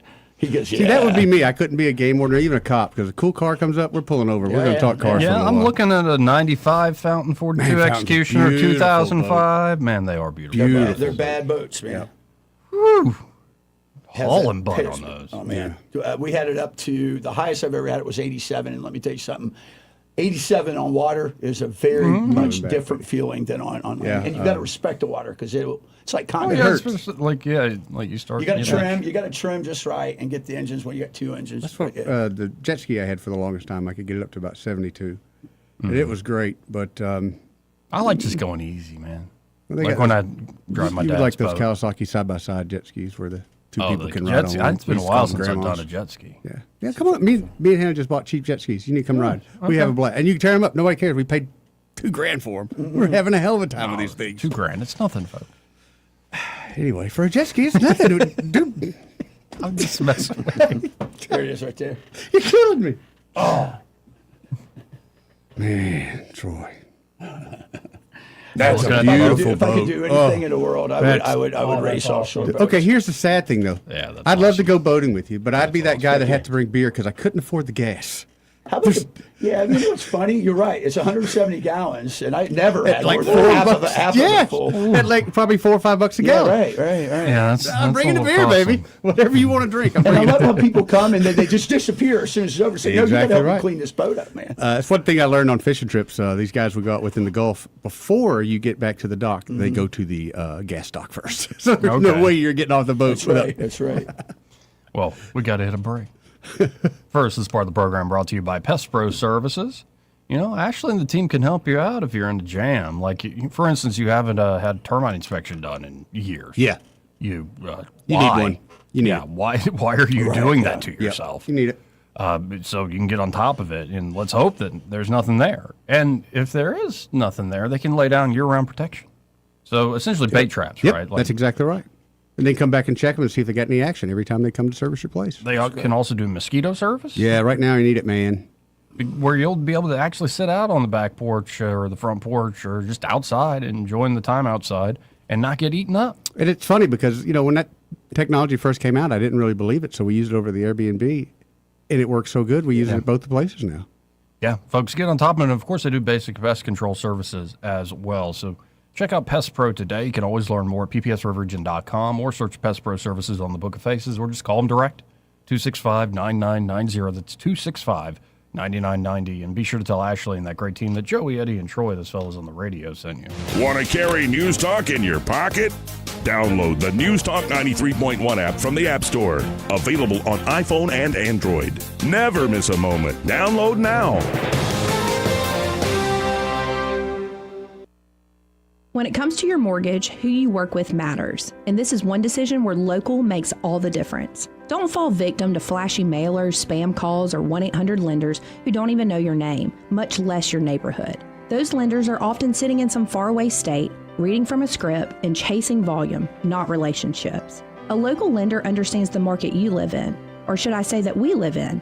At Alabama Home Mortgage, you can look at us in the eye and trust us with one of the biggest financial decisions you'll ever make. Local lenders don't disappear after closing day. Our reputation is built right here, one family at a time. So before you pick up the phone and call a stranger, remember us, Kim Williams and Madeline Cannon at Alabama Home Mortgage. You deserve guidance from someone who knows the community because they're a part of it. Give us a call at Alabama Home Mortgage today at 334-567-4223 or visit us online at myalabamahomemortgage.com. That's Alabama Home Mortgage, because there is a difference in mortgage companies. NMLS 1586368, Equal Housing Lender. This is your roving reporter. Today I'm talking with a man from outer space. What's up, Earthling? I see you've landed your spacecraft over there in that field. That's right, man. My question is, why have you landed here on our planet? I came to see David Ernest. The asset preservationist? Yeah, man. I wanted to see if he would take a look at my portfolio for me. Well, before you make the trip over there, call him on his toll-free number, 833-596-7233. And I understand those last 4 digits spell out the word safe. That is correct. Funny thing happened the last time I came to Earth. What was that? I went to the Walmart, man. Yes? And I accidentally went in the back door. How did that work out? Well, they stopped me and very gently told me that I needed to go around front and come in. And then what did you do? I said, cool, man. Take me to your greeter. You flew millions of miles just for that. Hey, man, I don't ride them. I just read them. For too long, Alabama's statewide news companies have shamed us for our conservative Christian values. Alabama deserves a news company that cherishes our culture, a company that isn't bought and paid for by the powers that be. 1819 News is that company. Run by Alabamians for Alabamians, 1819 News celebrates what is good and beautiful about our state, while exposing those who work against our values in secret. Just go to 1819news.com to learn more. Subscribe to our newsletter. That's 1819news.com. The 22nd Annual Autism Crawfish Boil benefiting Easter Seals of Central Alabama is April 11th at Riverwalk Stadium. Proceeds from this fun family event benefit autism programs at Easter Seals of Central Alabama. Enjoy all-you-can-eat crawfish, live music, and even a baseball game. The Autism Crawfish Boil, April 11th at Riverwalk Stadium. Stay and eat or grab them to go. Scan or visit mudbugball.com to purchase tickets and get info on curbside pickup. Hello everyone, Robbie Pelt with Capital City Roofing. If you think about it, your home is your biggest investment in life. Your roof covers your home, so why jeopardize your biggest investment on a roofer you don't know anything about when you can deal with a reputable roofing company like Capital City Roofing? We have an A+ Better Business rating and the best manufacturers and workmanship warranties available. We do all residential and commercial roofing applications that are certified through the manufacturer to ensure you get the best material and workmanship money can buy. We also have your project in our best interest before and after construction has been done. Don't hesitate to call us if you have any roofing issues or questions. We will match any of our competitors' price and give you the same great workmanship warranty. We also give free estimates. Give us a call today and let us show you the difference. 277-3311. That's 277-3311. Or you can check us out on the web at www.capitalcityroofing.com. Capital City Roofing. We capitalize the roofing industry. This hour of News and Views is brought to you by our good friends at Cole Plumbing, 279-8919. Cole Plumbing is number 1 in the number 2 business. You don't have to dig a hole. They have proprietary pipelining technology. Ask them about their tankless water heaters. Remember, when you have trouble with your bowl, call on Cole. Rich Thomas Weather, a service of Riverside Chevrolet Wetumpka. If it's Chevy, it's Riverside. Best price, best selection. Check them out on the web at riversideusa.net. Rich Thomas weather. Well, hi, everybody. We've got some cooler air that'll be moving in the overnight hours tonight. Gusty north and northwesterly winds, but it's a dry front, and the overnight low temperature tonight falls to the lower 50s. Now, the weekend will be several degrees cooler than today. I think we'll go up to about 74 for a high on Saturday and lower 70s on Sunday with some cool jacket weather nights, but at least lots of sunshine. Then another warm-up begins first of next week. From the Blue Water Weather Center, this is Rich Thomas. Feeling the pressure of high credit card rates? ASE Credit Union has you covered with a low 1.99% APR on balance transfers. Move your balances in March or April and lock in that 1.99% rate through your October statement. Visit ASE Credit Union today. Federally insured by NCUA. Terms and conditions apply. We get Montgomery talking 24 hours a day. The River Region's most trusted voice. News Talk 93.1 FM WACV. Joey Clark. Well, I spoke too soon. Because I would assume if you're considering canceling a contract for a company that doesn't have any work, it would mean you haven't spent money. But according to the 1819 News from Caleb Taylor, City of Montgomery paid $243,530 to a Louisiana private security company on March the 10th, despite the Montgomery City Council considering terminating the contract at a recent meeting. According to Montgomery's open finance portal, the city paid that $243,000 to Government Services Company LLC or Traffic Serve for traffic accident response on March the 10th. A contract between the city and Traffic Serve was signed by multiple members of the Mayor Stephen Reed administration in October. Of course, Traffic Serve is a civilian accident investigation startup that proposed handling minor accidents in place of Montgomery police officers. The company would provide 3 cars for civilian traffic accident investigators and 2 additional employees for 8 hours a day, 5 days a week. Hold on, man. How much money was that? 100? What? 1 point something? 1.4 million for 3 cops. For three cars and 2 additional people that are, I guess, coordinating the response. 5 folks? 5 folks. Math ain't math in there, brother. Under the plan, civilian investigators would write up accident reports for minor accidents during that time and handle light traffic duties. According to Montgomery Police Chief James Grayboys, Montgomery is the first city where Traffic Serve will operate or would operate. There is no information about the company online besides news articles about their contract with Montgomery. Grayboys had previously told the city council in October that about the contract that, quote, quoting the chief, nothing gets paid until they're up and running and they're doing what they need to.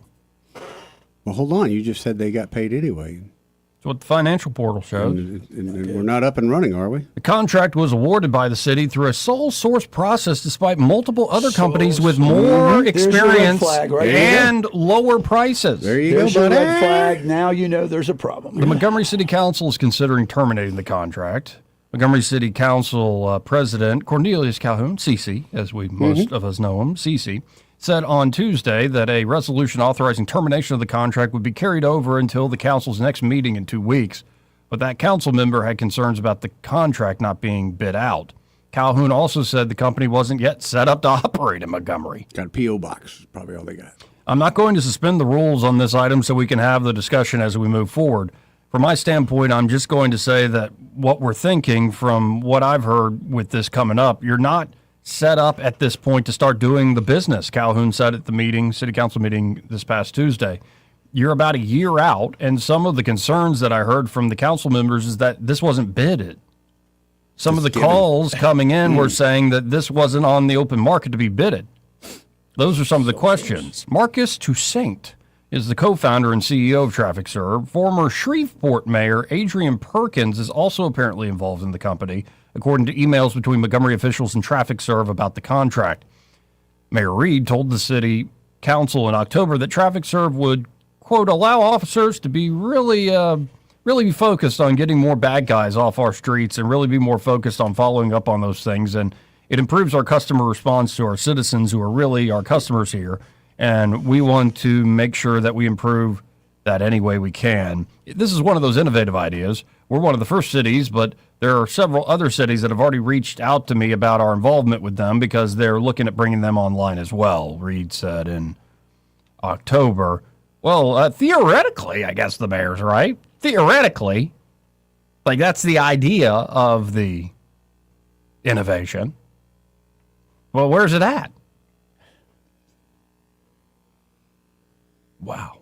So each one of those people, just... And if that money is in fact paid, as I'm looking at a screenshot, you can go to 1819 News, folks. It's on the front page, and I am looking at a screenshot of the Open Finance Portal on the City of Montgomery's website, and it shows Government Services Company, LLC,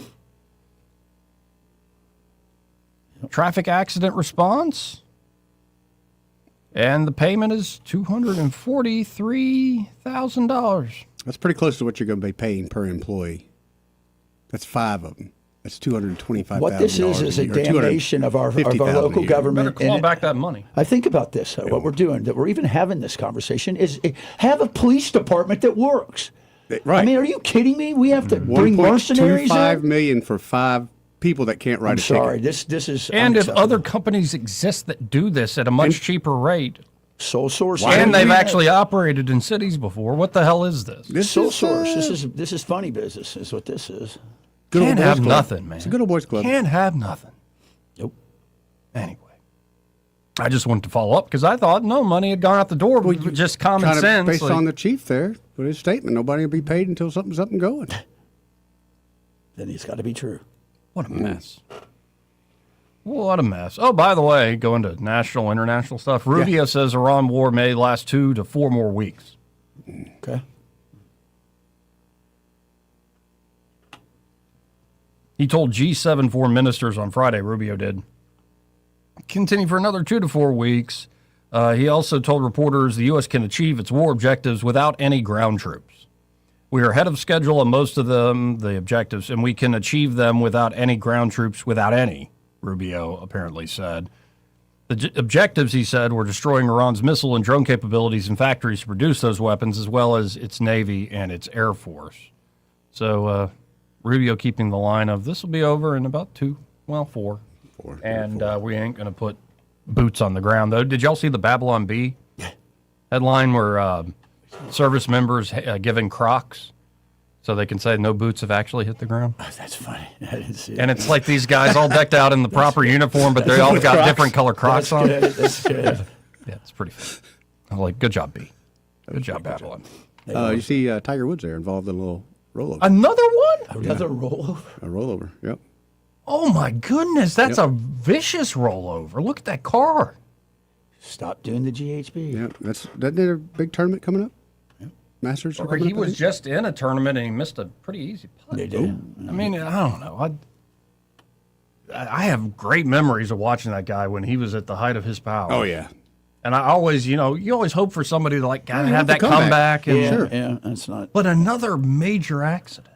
I don't know. Nothing. Everything was wrong after that 8-iron took him out. You kidding? Jeez Louise. Kidding. Love to see the security video. Talk of that. about hell hath no fury. Like a woman scorned, buddy. Woo!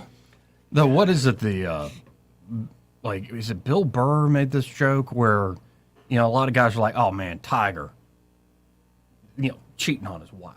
With a Waffle House. Well, all waitress. these, I would never do that. It's like, yeah, Bobby, you work at Home Depot. Nobody's looking your way. You don't Can need you to worry about imagine? As soon as you get at the course, there's like 100 Swedish models coming Joey, off the bus. That's a honey pot right there, buddy. Look out. What are you talking to me for? What are you all high? These fat pieces of crap on news talk stations. Like, well, I would never do that. Yeah, you would never have the opportunity. That's right. The opportunity just wouldn't be calling. That's right. Yeah, that's a true thing. Anyway, definitely a true thing. You look at the older guys that win millions of dollars. You don't see them running around with the same age wife. Oh yeah, no, and that's what's so fascinating. The more success sometimes you get in life, the more temptations come your way. Of course, because you can trying to afford pull them. you down. Yeah. Mm-hmm. Those doors open up for you. That's why I'm going to stay a poor, humble man Gates of myself. hell open, as they say. With your cheap jet ski. There you go. We'll be right back. He may not know whether he's coming or going, but whether you're going to work or coming home, Greg Budell is there. Mornings 6 till 9 and afternoons 3 till 6. Only on News Talk 93.1 FM WACV. Hi, this is Bo Goodson from the Goodson Group with your Real Estate Minute. Here in the River region, thousands of hardworking folks will be buying a home, some for the first time. How do you know you are buying the right home? It starts with research. A buyer's agent can help you in your search, providing a list of homes you may not be aware of or know about. At the same time, a meeting with a local lender to find out exactly what you qualify for and how much it will cost at closing and monthly. A list of needs and wants provided to your agent will help them locate properties that match those needs. An example would be bedrooms, baths, school zones, floor plan requests will also help. Start shopping and look at homes and compare and make a list of pluses and minuses for each home. Compare them with your agent to narrow the field. After you work out the contract, appraisals and inspections come next, and then the closing. For more details, call Bo Goodson at the Goodson Group, 221-2883. That's 221-2883. The employees of Adams Drugs would like to thank you for trusting us with your health care in 2025. We look forward to serving you and your family in 2026. You will continue to enjoy the same services such as immunizations, compounding, medication therapy management, delivery service, and wellness clinics, to name a few. Looking for that perfect gift for a loved one? Visit our Emily B. gift shop and find everything from Tyler candles to scout bags. Gift wrapping is available. If you have not visited Adams Drugs and experienced the award-winning customer service, we ask you to consider us for your prescription care in 2026. We have 12 convenient locations to serve you in the River Region. 8 in Montgomery, 1 in Wetumpka, Prattville, Millbrook, and Pine Level, Marbury.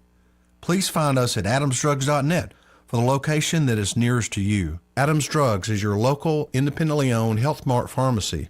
Health Mart, taking the time to listen and care. Hi, I'm Brian McMahon with Turf Stalkers. Within a few months of advertising with Blue Water, our customer base doubled. If you're looking for similar results, we highly recommend advertising with Blue Water.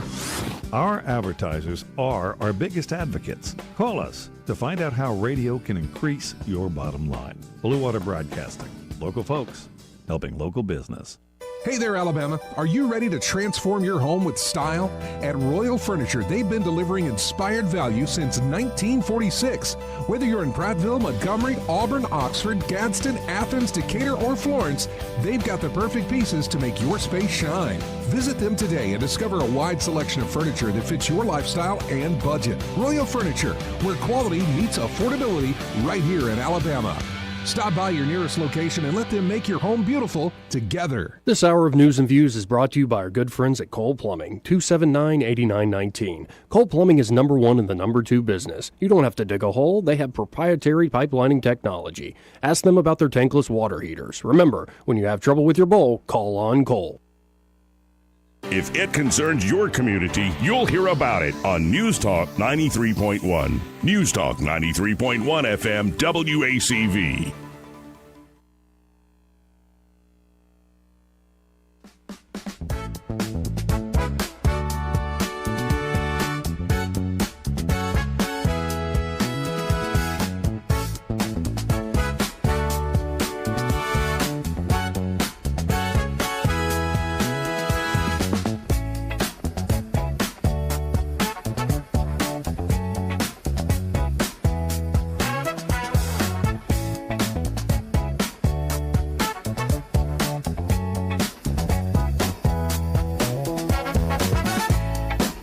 Joey Clark.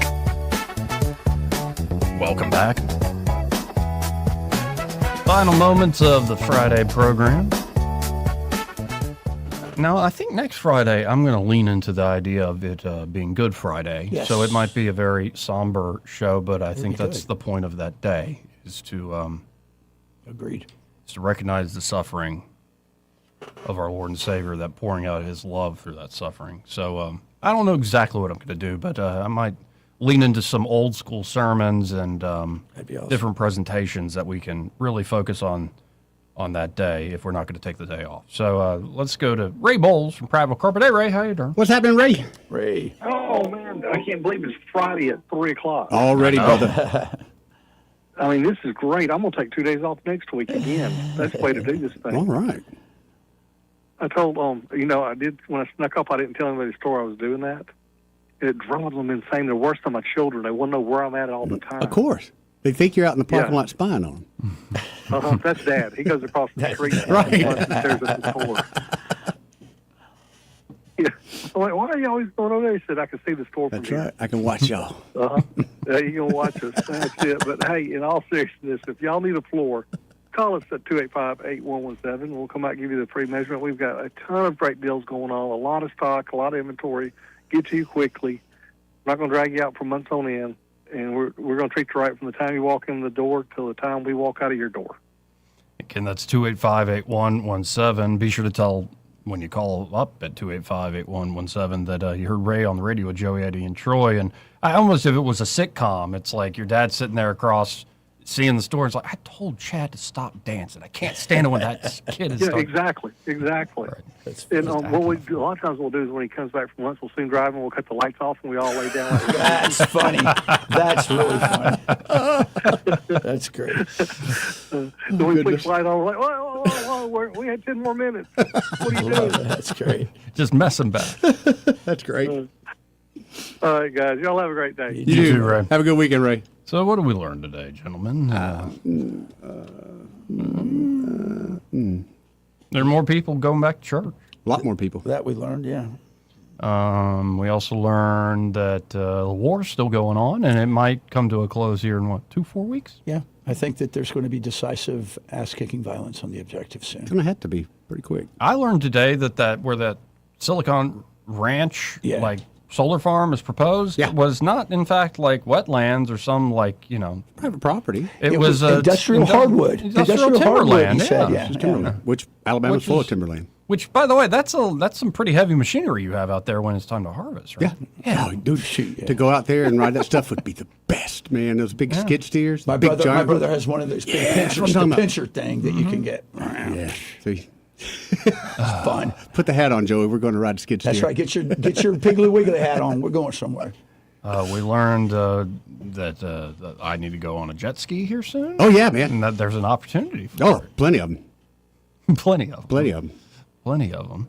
And we learned that Montgomery may have, I think, in fact, did pay a company that hasn't even done anything yet, and the city council's thinking of terminating it. Are they it. established yet, even as a company? Oh, yeah, it was paid out to an LLC, so they're established. LLC. Eddie Bader LLC. But not established. Right. They're established on Do they have paper. an office? They're legally established. No body of work in their portfolio. Exactly. Right. Exactly. Anyway, let's get out of here. Y'all have a great weekend. Thank you both for joining me. No problem, man. Y'all stay tuned. Happy hour with Greg and Pamela. Eddie, you sticking around? I'm sticking around. Pamela's gone, but I'll be here being me and Greg and Terry today. Okay, very cool. Looking forward to it. Y'all stay tuned. Broadcasting from the Riverside Chevrolet Master Control Center, this is WACV